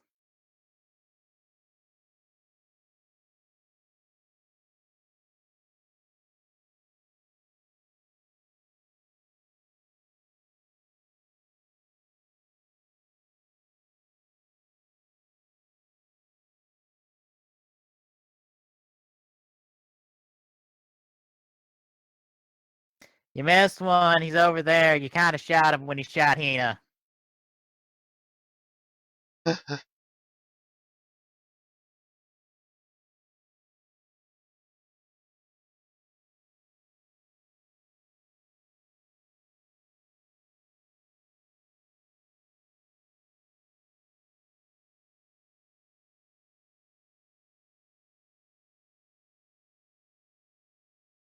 What about the one Sentai guy who's over there with Hina?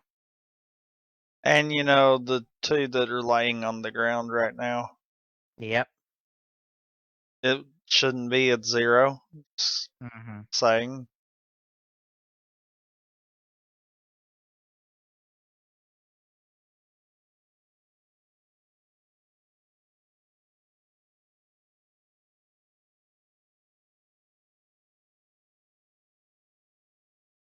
So your big plan was to put these two symbols together and combine your giant warships. Fuck, you didn't do this before!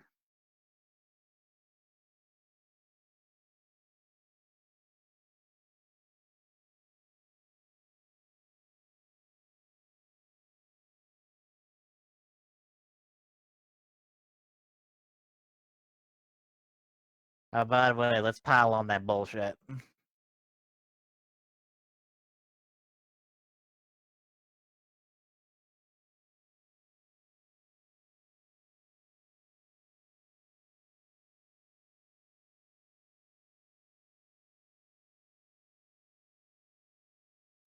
Question, why do you just call everybody up and just blow their asses up already? What stopped you any other time from doing that?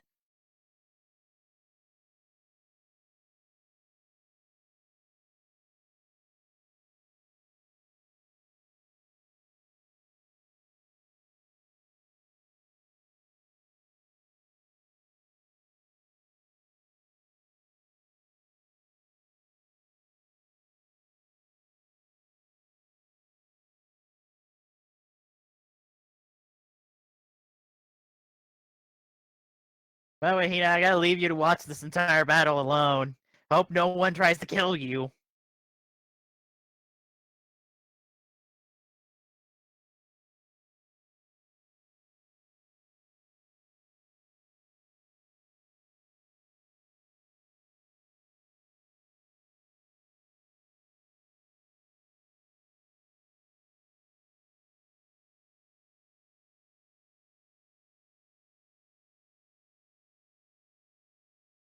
What, you didn't think the purple swirls were fucking convenient or something? The fuck did you think they were? You know when anyone dies in Tokusatsu, they blow up. Hero or bad guy.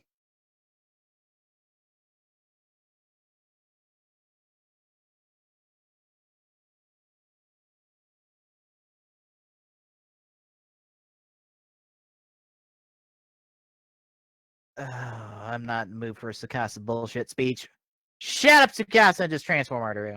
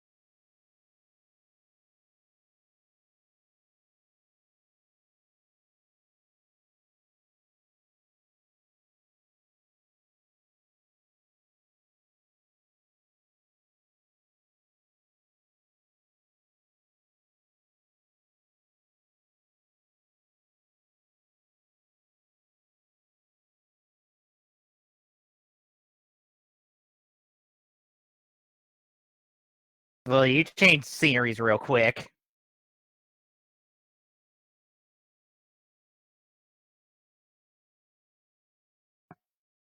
I can't throw. Where the fuck have a lot of you been? That's not my chick. Neither one of you got blown up. Ever.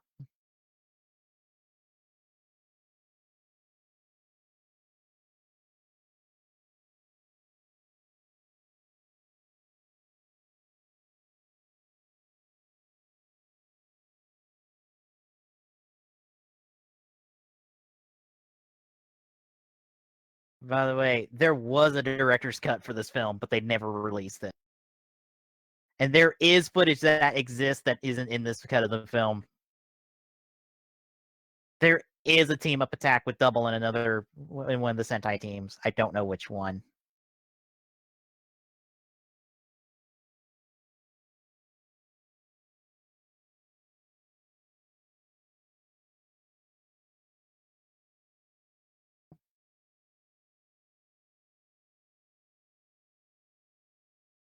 Oh god, can we stop with the sound effect?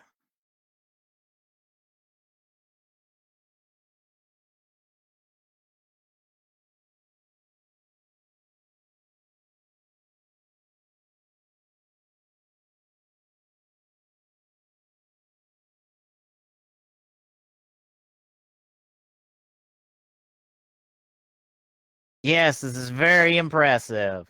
Too bad I don't give a shit.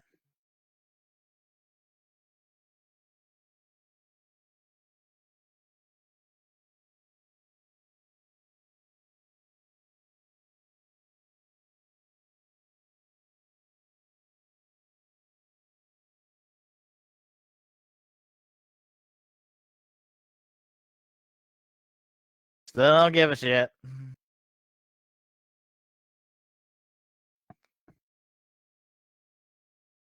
God, there's still a half hour left. Fucking Christ.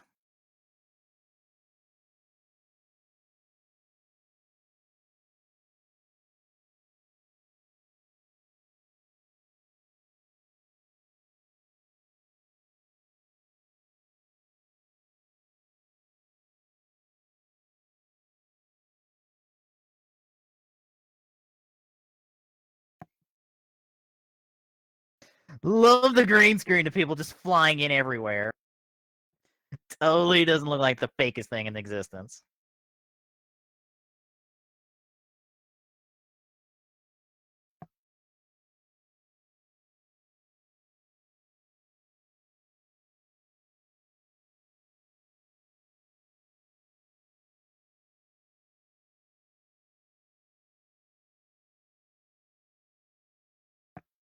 By the way, hi, Doc.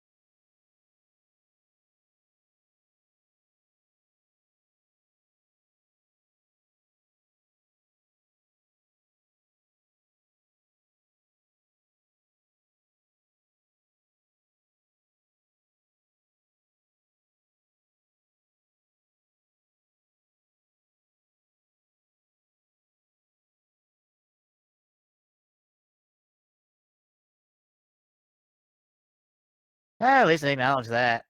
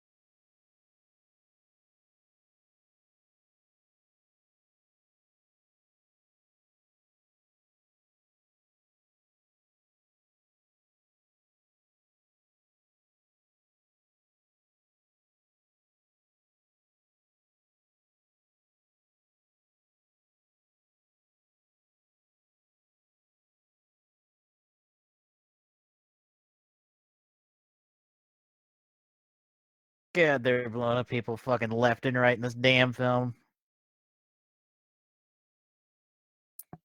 Why did they need to go through with this whole fucking scheme bullshit if they just blew up everybody in like 12 seconds?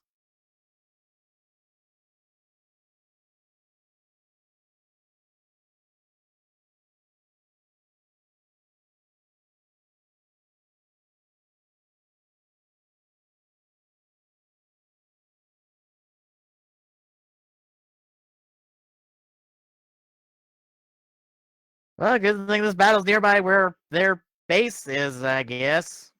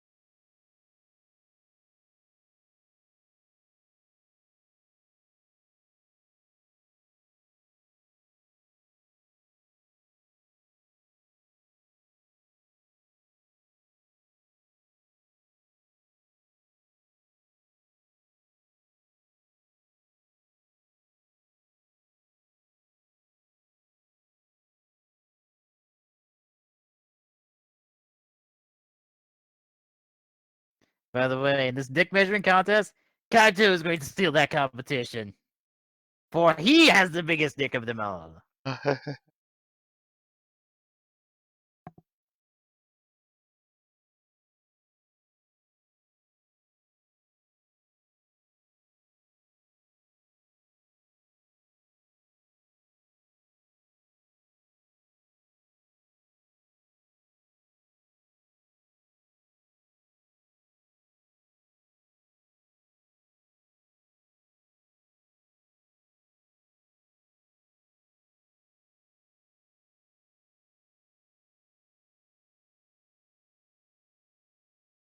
Yeah, especially since it seemed unnecessary since they blew everybody up in 12 seconds. Shoot him, shoot it, shoot it, shoot it, shoot it, shoot it, shoot it, shoot it, shoot it, shoot it, shoot it, shoot it, shoot it. Wow, y'all are stupid. You could have literally shot it at any point.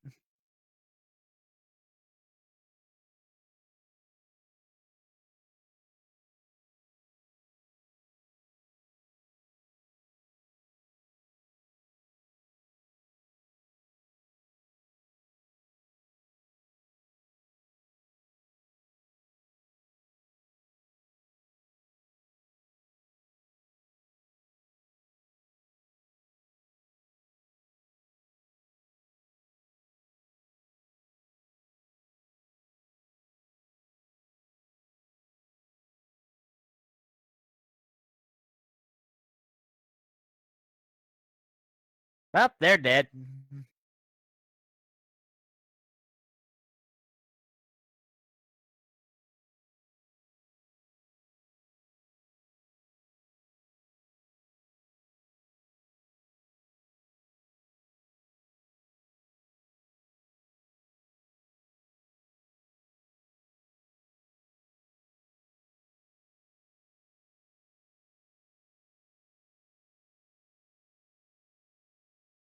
You'll have to fight bigger.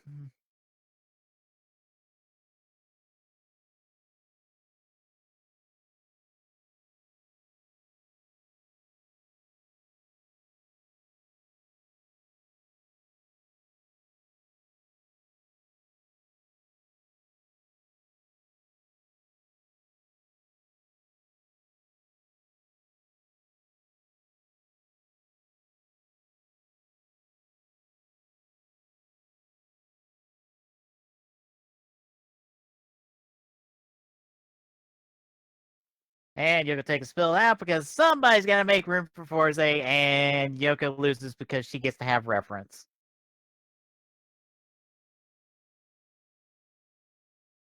Um, one of those is not a new Switch, you dimwit.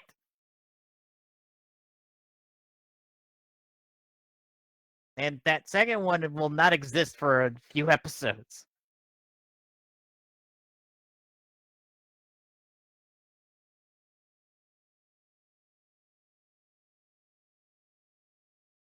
Yep, you're not worried about Yoko Osada at all whatsoever. How much of a buddyroid are you?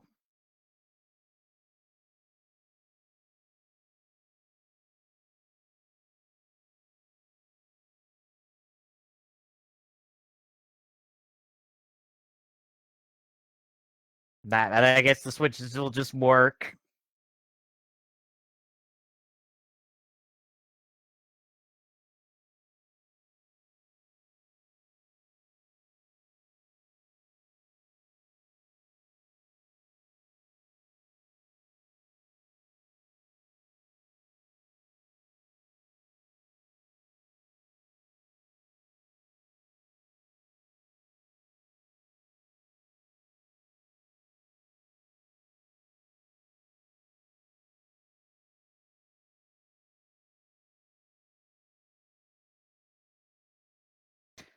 Oh yeah, we forgot about this asshole.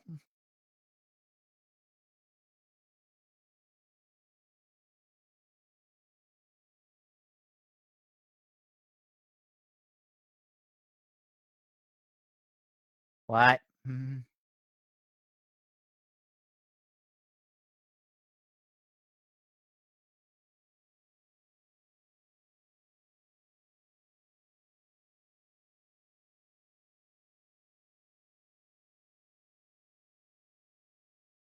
I love how we just throw those in here.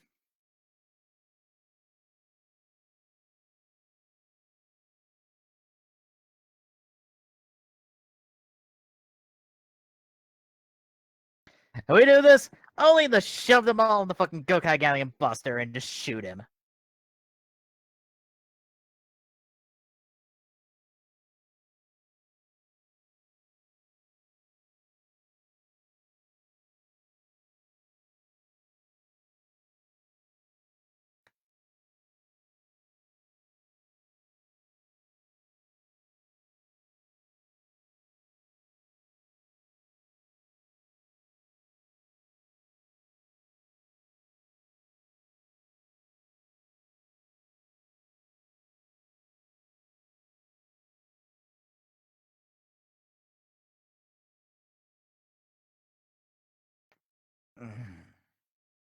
God, why is this 30 minutes long?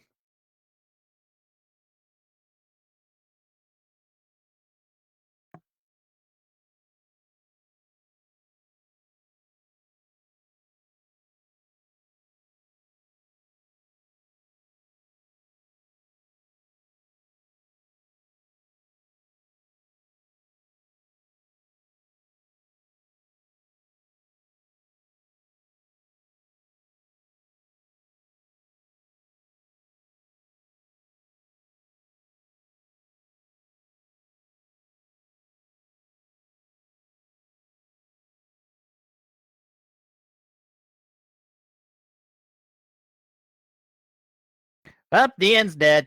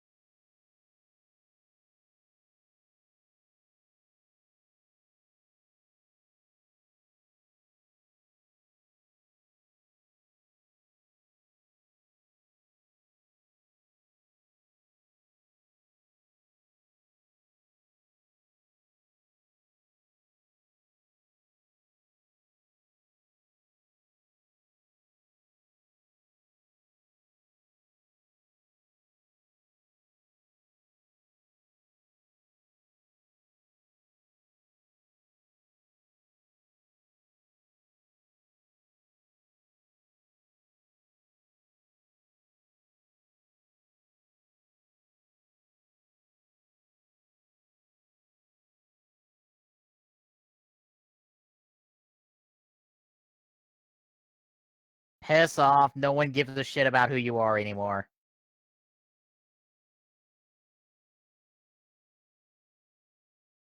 No one cares anymore.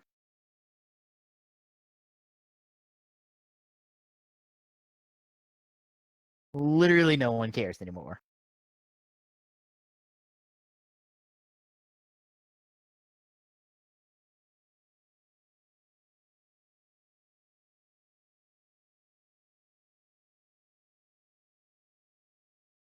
This seems completely unnecessary.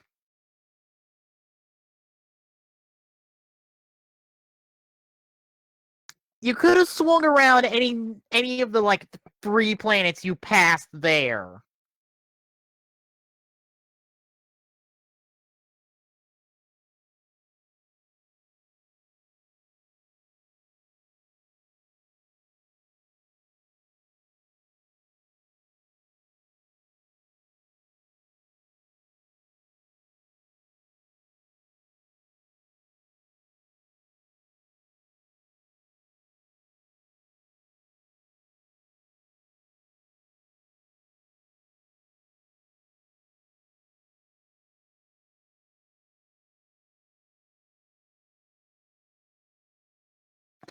Well, that thing went boom with relative ease.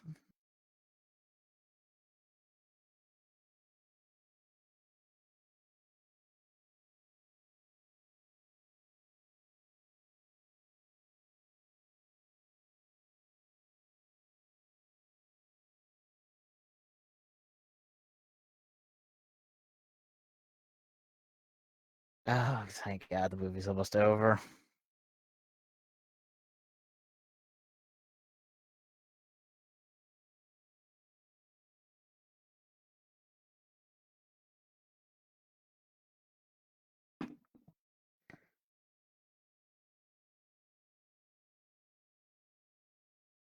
Guy, calm down.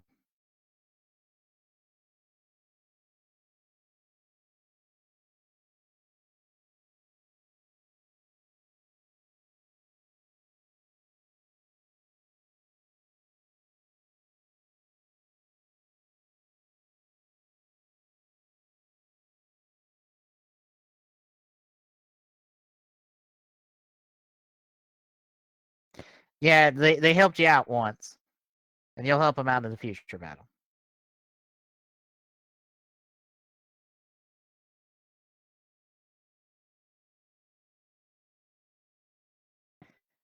Too bad Unimur won't let you.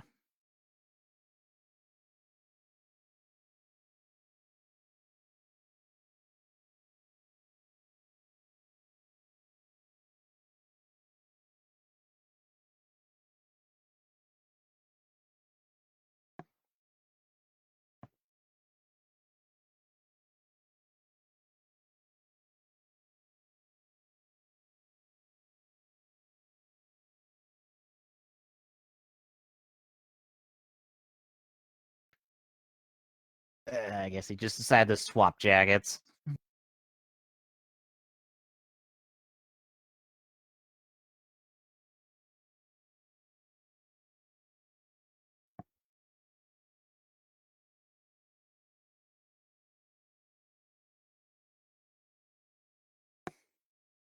Oh, God. Can this movie end? Come on, end already. You didn't earn a single bit of this bullshit, by the way. So just end. Just end. End already.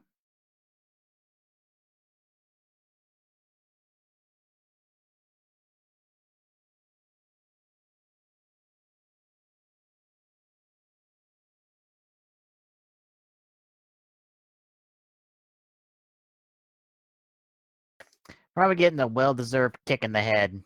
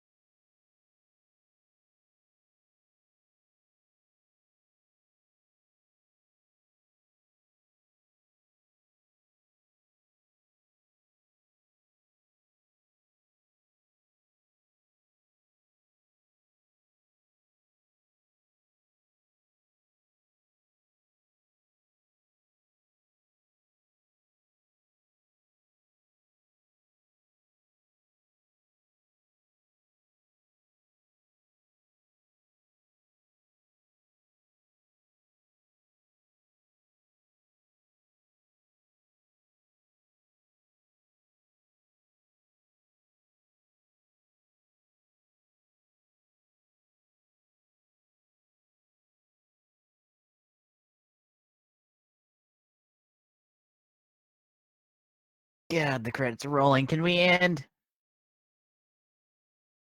Come on. Come on. End movie. End. For the love of God. End. Please.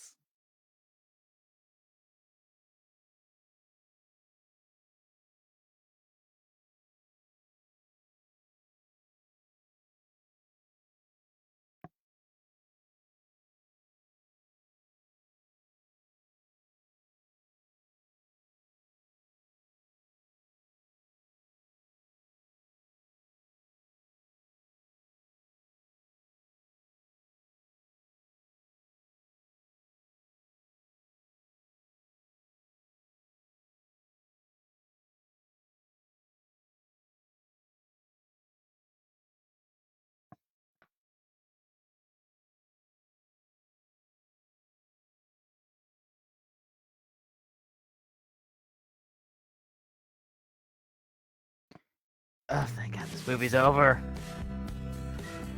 Tommy, you still there? Tommy? Hello? Hello? Hello? Tommy? Oh, shit. Uh-oh. Okay, Oh, no. good, you're here. Oh, the movie's over, thank God. Fucking Christ. Oh, Jesus. Alright. The Superior Tyson. But we'll get to that in a minute. By the way, we're probably gonna both say it sucks on a multitude of levels. But we got other stuff to talk about first. That'll take like half an hour to do. Maybe. Alright. So to wrap up this season, first and foremost, what was your favorite old pick? We covered the first 8 episodes of Ruby Volume 1.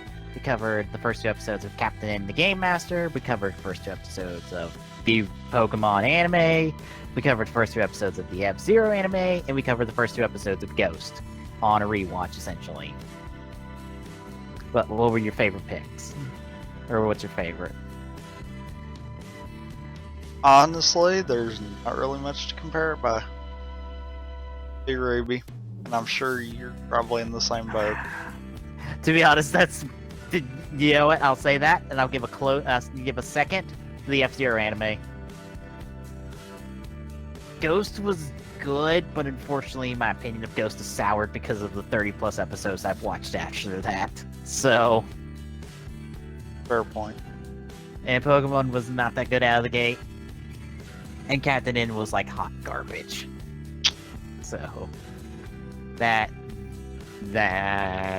pretty much how I rank them. So, let's talk Go Busters, since they were only like in 10 minutes of the movie we just watched.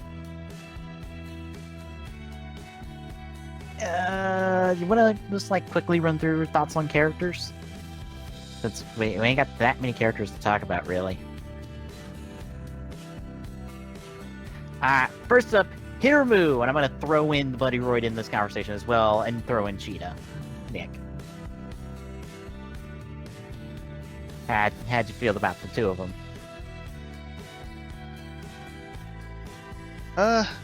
Honestly, it's one of those that, and this can be said about all of them, in all seriousness. The lack of having any of them in particular be main focus, and kind of having it be a team, I feel like through all of Go Busters, because that kind of gave you more go off of for each character rather than, yeah, they're doing this because, yeah, have to. Yeah. I will say, I kind of feel like towards the end of the show, we got a little bit more red focus than the rest of them. Just a little bit. But I think it just comes down to the fact that they kind of had to do a little bit more red focus because of the last literally 3 episodes. Yeah.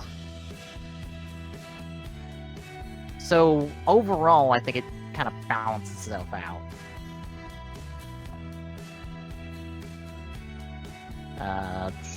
Any specific thoughts about Hero Moon, Nick?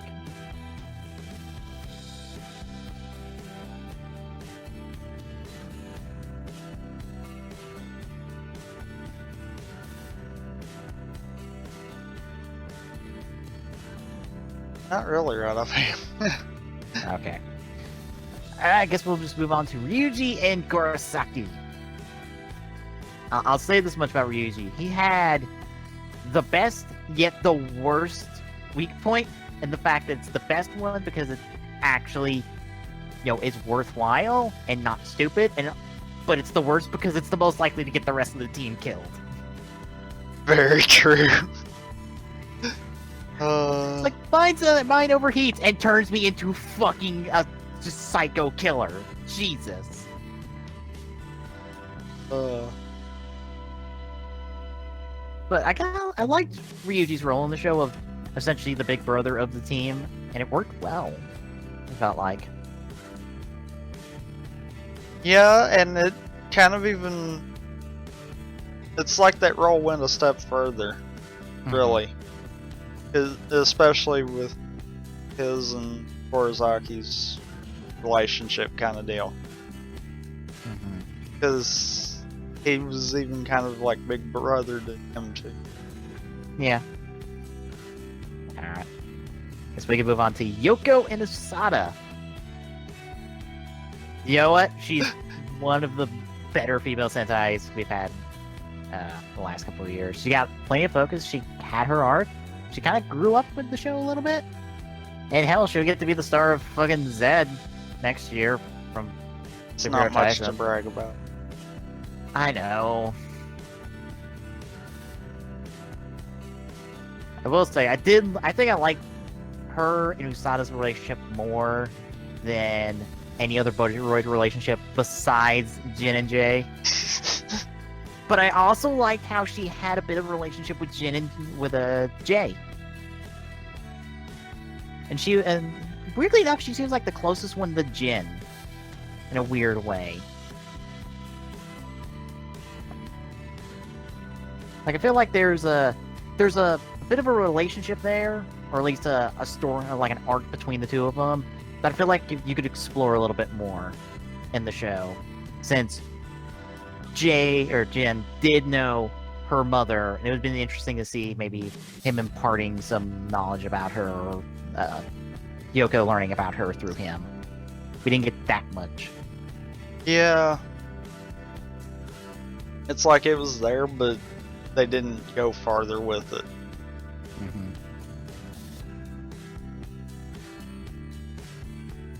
Alright. How about the what I'm gonna say is the best team in the damn show, Jin and Jay? They are the best thing of Go Busters. They are literally the best thing.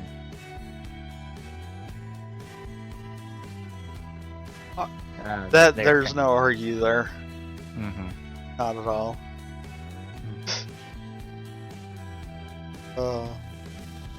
Especially towards the end when everything got serious. Yeah. Yeah. They no matter how I think you feel about Go Busters, I think Jin and Jay will always be a highlight for anyone. I think no matter how you feel about Go Busters, they are a highlight. I guess just round up the rest of the staff, Chief and the support staff. I can't think of their names at the moment.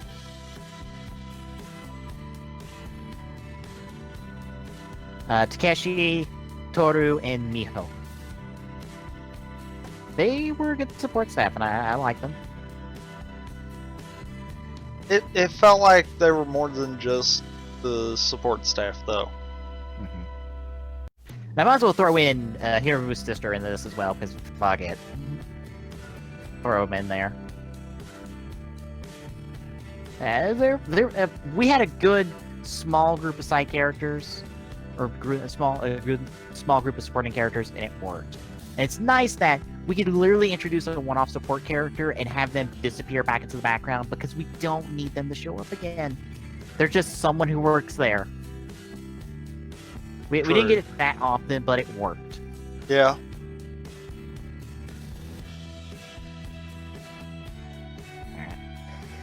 Guess we can talk about villains now. We only got 3 to talk about, really. So let's go in order of importance. Messiah.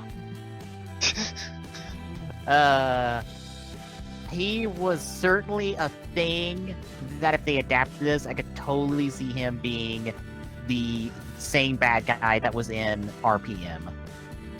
And it would work. Because it's essentially the bad guy from RPM. I can't think of his name at the offhand at the moment. But other than that, he was just this thing, this literal force they had to deal with, and that was it. There's not much character there. Yeah. Whereas in RPM, the virus was an actual character for the most part. So, Escape! I like her. And all her craziness that just went super off the rails by the end. And I like her bickers with Enter. I think they make a fantastic pair. Yeah. Yeah. I think that's definitely the strong suit, is when you've got both of them going at each other. Especially when you have late game Enter. Because late game Enter is best Enter. Just super dickish, super, I have played you the entire time. I literally have already won. Go fuck yourselves. Just, that is best Enter. Literally best Enter. Yeah. Enter is the true villain of Go Busters, and I love him. Honestly, you couldn't ask for a better villain. Because there again, with him, kind of see the development into the spiral that became him at the end. Yeah.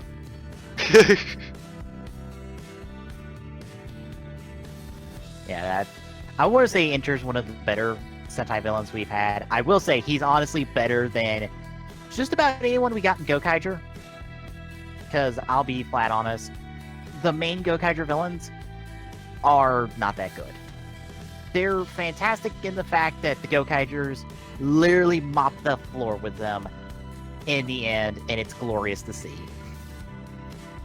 Like, my favorite line from the final battle against Atticus is Marvelous going, "Say hi to your kid in hell, Atticus."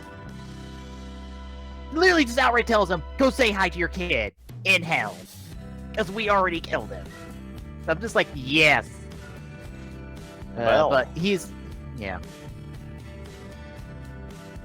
Just a great villain, and one of the better villains, I would say, from the last couple of years, at least. Because I don't think Shuriken Sentai has any standout villains. Except the dude Fox thing with the hammer might be a bit standout, but I didn't watch enough Shuriken Sentai to judge. I don't know shit and all about Tokyo after a certain point, so I wouldn't be able to tell you. But I don't think anyone really stood out there for me. And I can't think of anyone memorable from Kyoryuger right now. Maybe the Rage one. Because he had a really good he played a part in Kyoryu Gold's arc throughout the show, and it was cool. But anyway. Alright. Favorite, least favorite episode out of the 50 episodes we've watched to Go Busters. Any standout favorite episodes or least favorite episodes?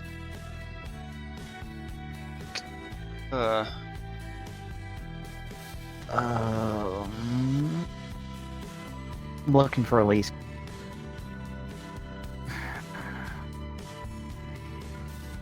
I feel like my least favorite would have to be one of the filler ones, but unfortunately I don't remember one.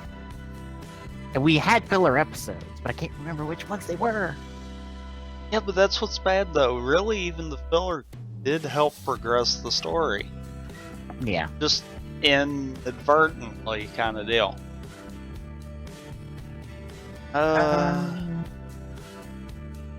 It's gotta be one of the early episodes for me.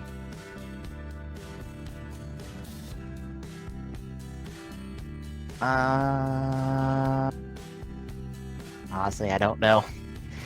Everything's of the same quality, really. It's either really good or good. Nothing really is sucked. Yeah. Ghostbusters, I feel like everything's fairly solid.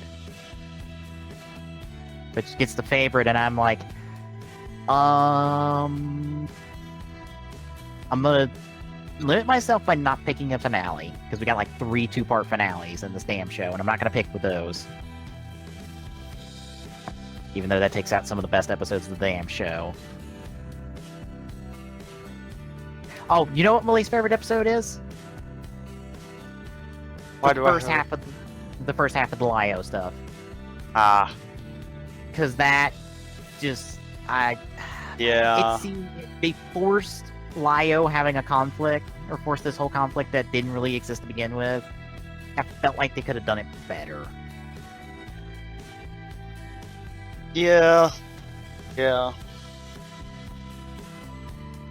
What were you gonna say on least favorite? Or favorite? I was figuring what- you were probably gonna mention the Gavon stuff. Oh fuck! I forgot. Yep, throw in the Gavon. Nope, Gavon's least favorite episodes. Fuck those. Yeah. Fucking plug. Go watch our damn movie episodes. Jesus, I forgot about those. Those weren't that good. I was scrolling through the list of episodes is the only reason I remember. Yeah. Yeah, the Gavon episodes aren't good. Those are probably least favorite episodes for me. That next down would be the first half of Lio or at least the Lio introduction stuff, because that could have been done a lot better. Favorite.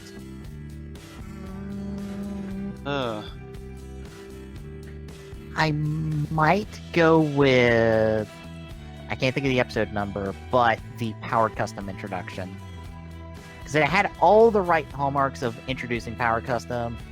Only fault of Powered Custom is really the design, and I just don't like it because it seems like it could have been a lot more considering the build up to Powered Custom from the one episode.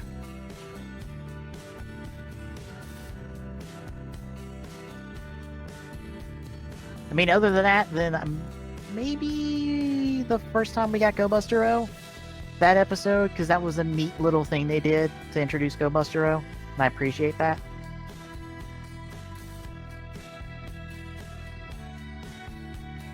What do you got for standout episodes?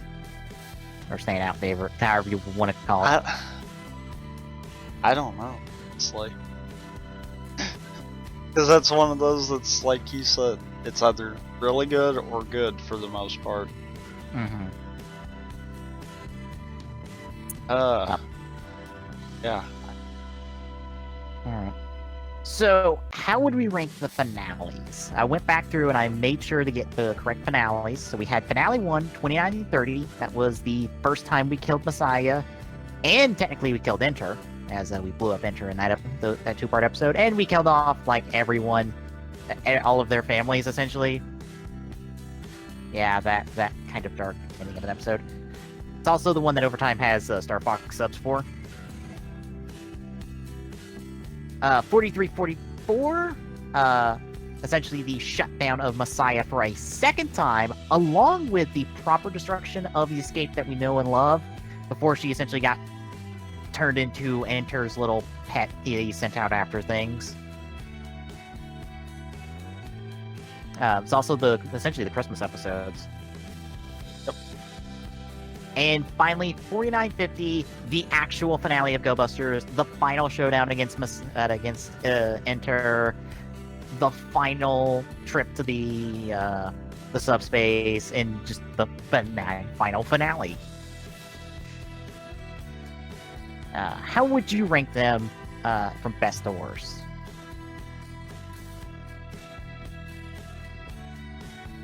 Or maybe strongest to weakest, since that might be a better way of ranking them.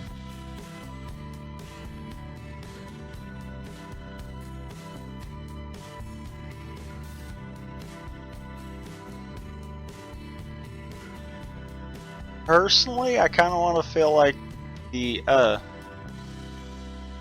final finale Mm-hmm. kind of towards the top, and then the first sigh of destruction kind of is second. Because I feel like, and that's a close one to call, really. Like, I feel like those two could be interchanged. Yeah. Both had a lot of setup, a lot of pressure on them. Mm-hmm. And I kind of feel like that's why I feel stronger about those two. Yeah.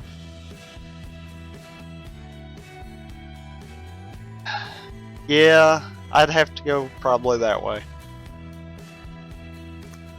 Weirdly enough, I think the last finale is the weakest only because the other two finales play so much into the overall arc of the Go Busters, into the overall story of the Go Busters.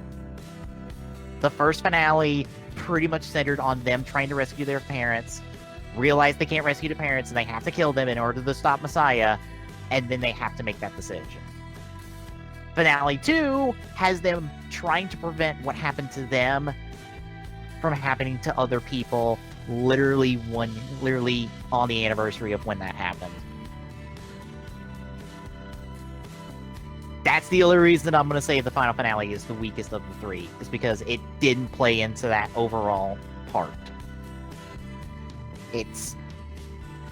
But I think if you're to ignore that, the final finale might be still the strongest, because it does have a lot of emotion going into it, considering it's pretty much going to be a suicide mission going in, and it's an all or nothing. We have to kill Enter now, or we are fucked. Yeah. And the other two feel more like we're just gonna throw everything at it until it blows up.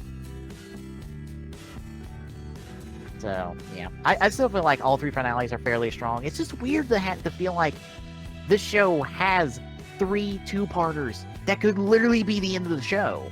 Like, we could end the show on those finales, literally.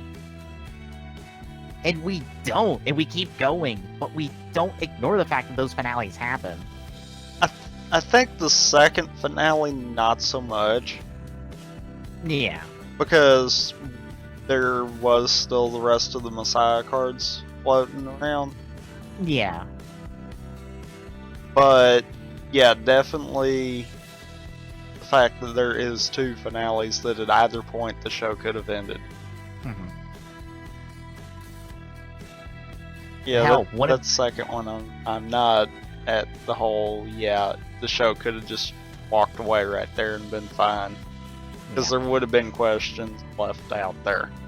Yeah, if all of the Messiah cards were like accounted for by then, and we knew, and if we could have said at that point in the episode that all the cards were gone, then I felt like we could have ended off after that second finale. But there is that hiccup.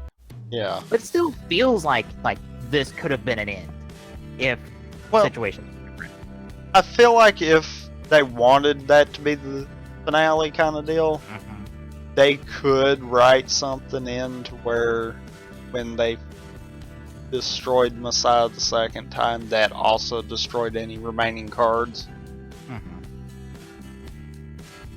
I would be fine with something like that, so I could see that one. But the way it was done, I don't feel like that one could have been a finale on its own. Yeah.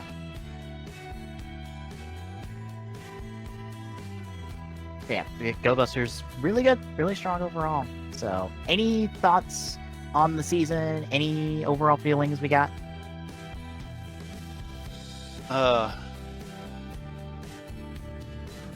Kind of sucks that it's over, actually.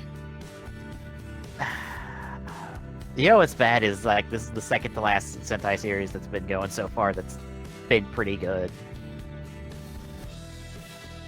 Because like after this is Kyoryuger, which is good in my opinion. Outside of the like super hard red focus that happens towards the end of the show, and like a little bit of the overall, it feels like Daiko gets a lot more focused than the rest of the team sometimes, which is a strike against it. But it somehow manages to overcome that at sometimes and push past it and finds that good quality mark. But after this, we hit Tokyuger, which is not that good, and we hit Shuriken Sentai, which is also not that good, and now we're hitting Zyuohger, which is in a slump right now with filler, but is very much trying to be a better show than its predecessors right now. So, yeah. Yeah. It's weird to go, yeah, this show, and then you've got the show that is good with a lot of questions around it on that quality of goodness, and then it goes downhill from there. So I feel like this is the last good without a real question kind of show. And then again, this show's got like 6 movies attached to it, and also didn't sell that well toy wise, which kind of sucks.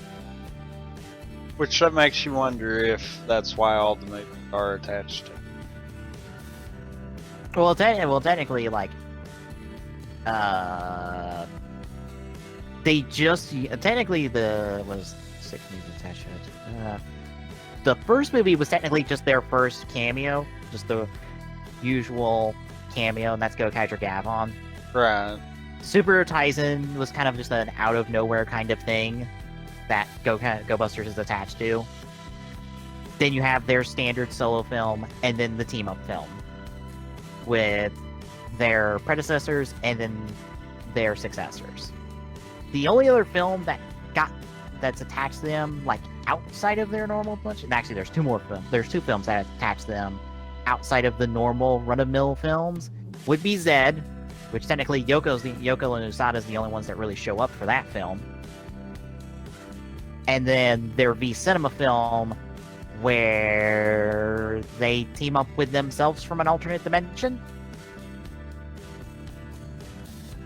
It's a weird film. It's only real ones that are like, huh.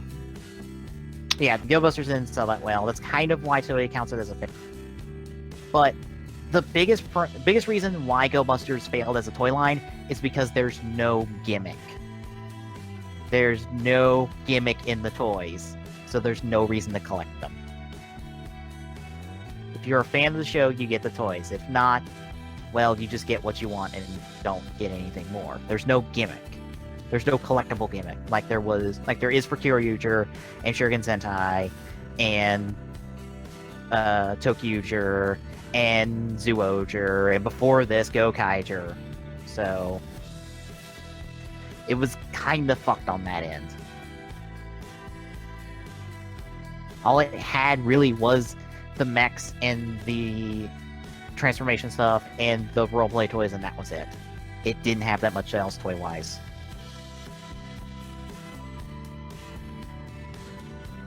But anyway. Thoughts on Severo Tyson? Fuck the movie? I second that motion. Okay. Look, we came out of the gate saying we didn't like the movie, and rewatching it has not changed our opinion. It's still a shitty movie. It's a terrible film. It really is. It's not good at all whatsoever. And it's so stupid how it's so terrible too. It's just like, fuck. So yeah. Which gets us to final rating. We're gonna split this in half. Final rating on Go Busters. Yay, nay? Yay? Yep.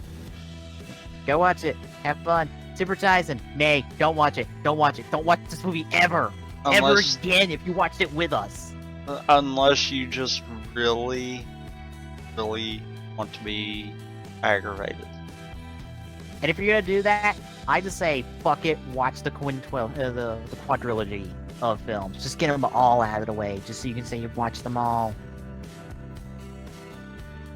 Just get them all out of the way, watch them all, so you can just say fuck it. I don't care about it.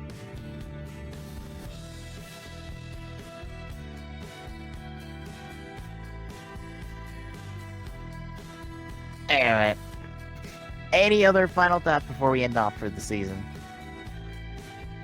No, not really, no. Alrighty then. That will end off season 8 of TGSR here for me and for Tommy. Next season, we're changing things up a bit. Since, well, we couldn't quite do this for the 10th season, so we're going to do it for the 9th. And if you want to know just how things are changing up, tune into the season premiere and I'll explain it, I'll try to explain it in under 20 minutes. Will it really take 20 minutes? I hope it wouldn't take 20 minutes, but who knows? It won't take 20 minutes. It'll take like 5. Hopefully. Yeah. Anyway, good night, everybody. We'll see you next, 2 weeks? I don't know. I don't know how long the break is. 2 weeks. Alright, 2 weeks for season 9 of TGSR. Good night, everybody. Don't forget to check the links on the top and the bottom, and check out the other shows in the annotations. Also, for those on the mobile, all of the links are in the description below. Till next time.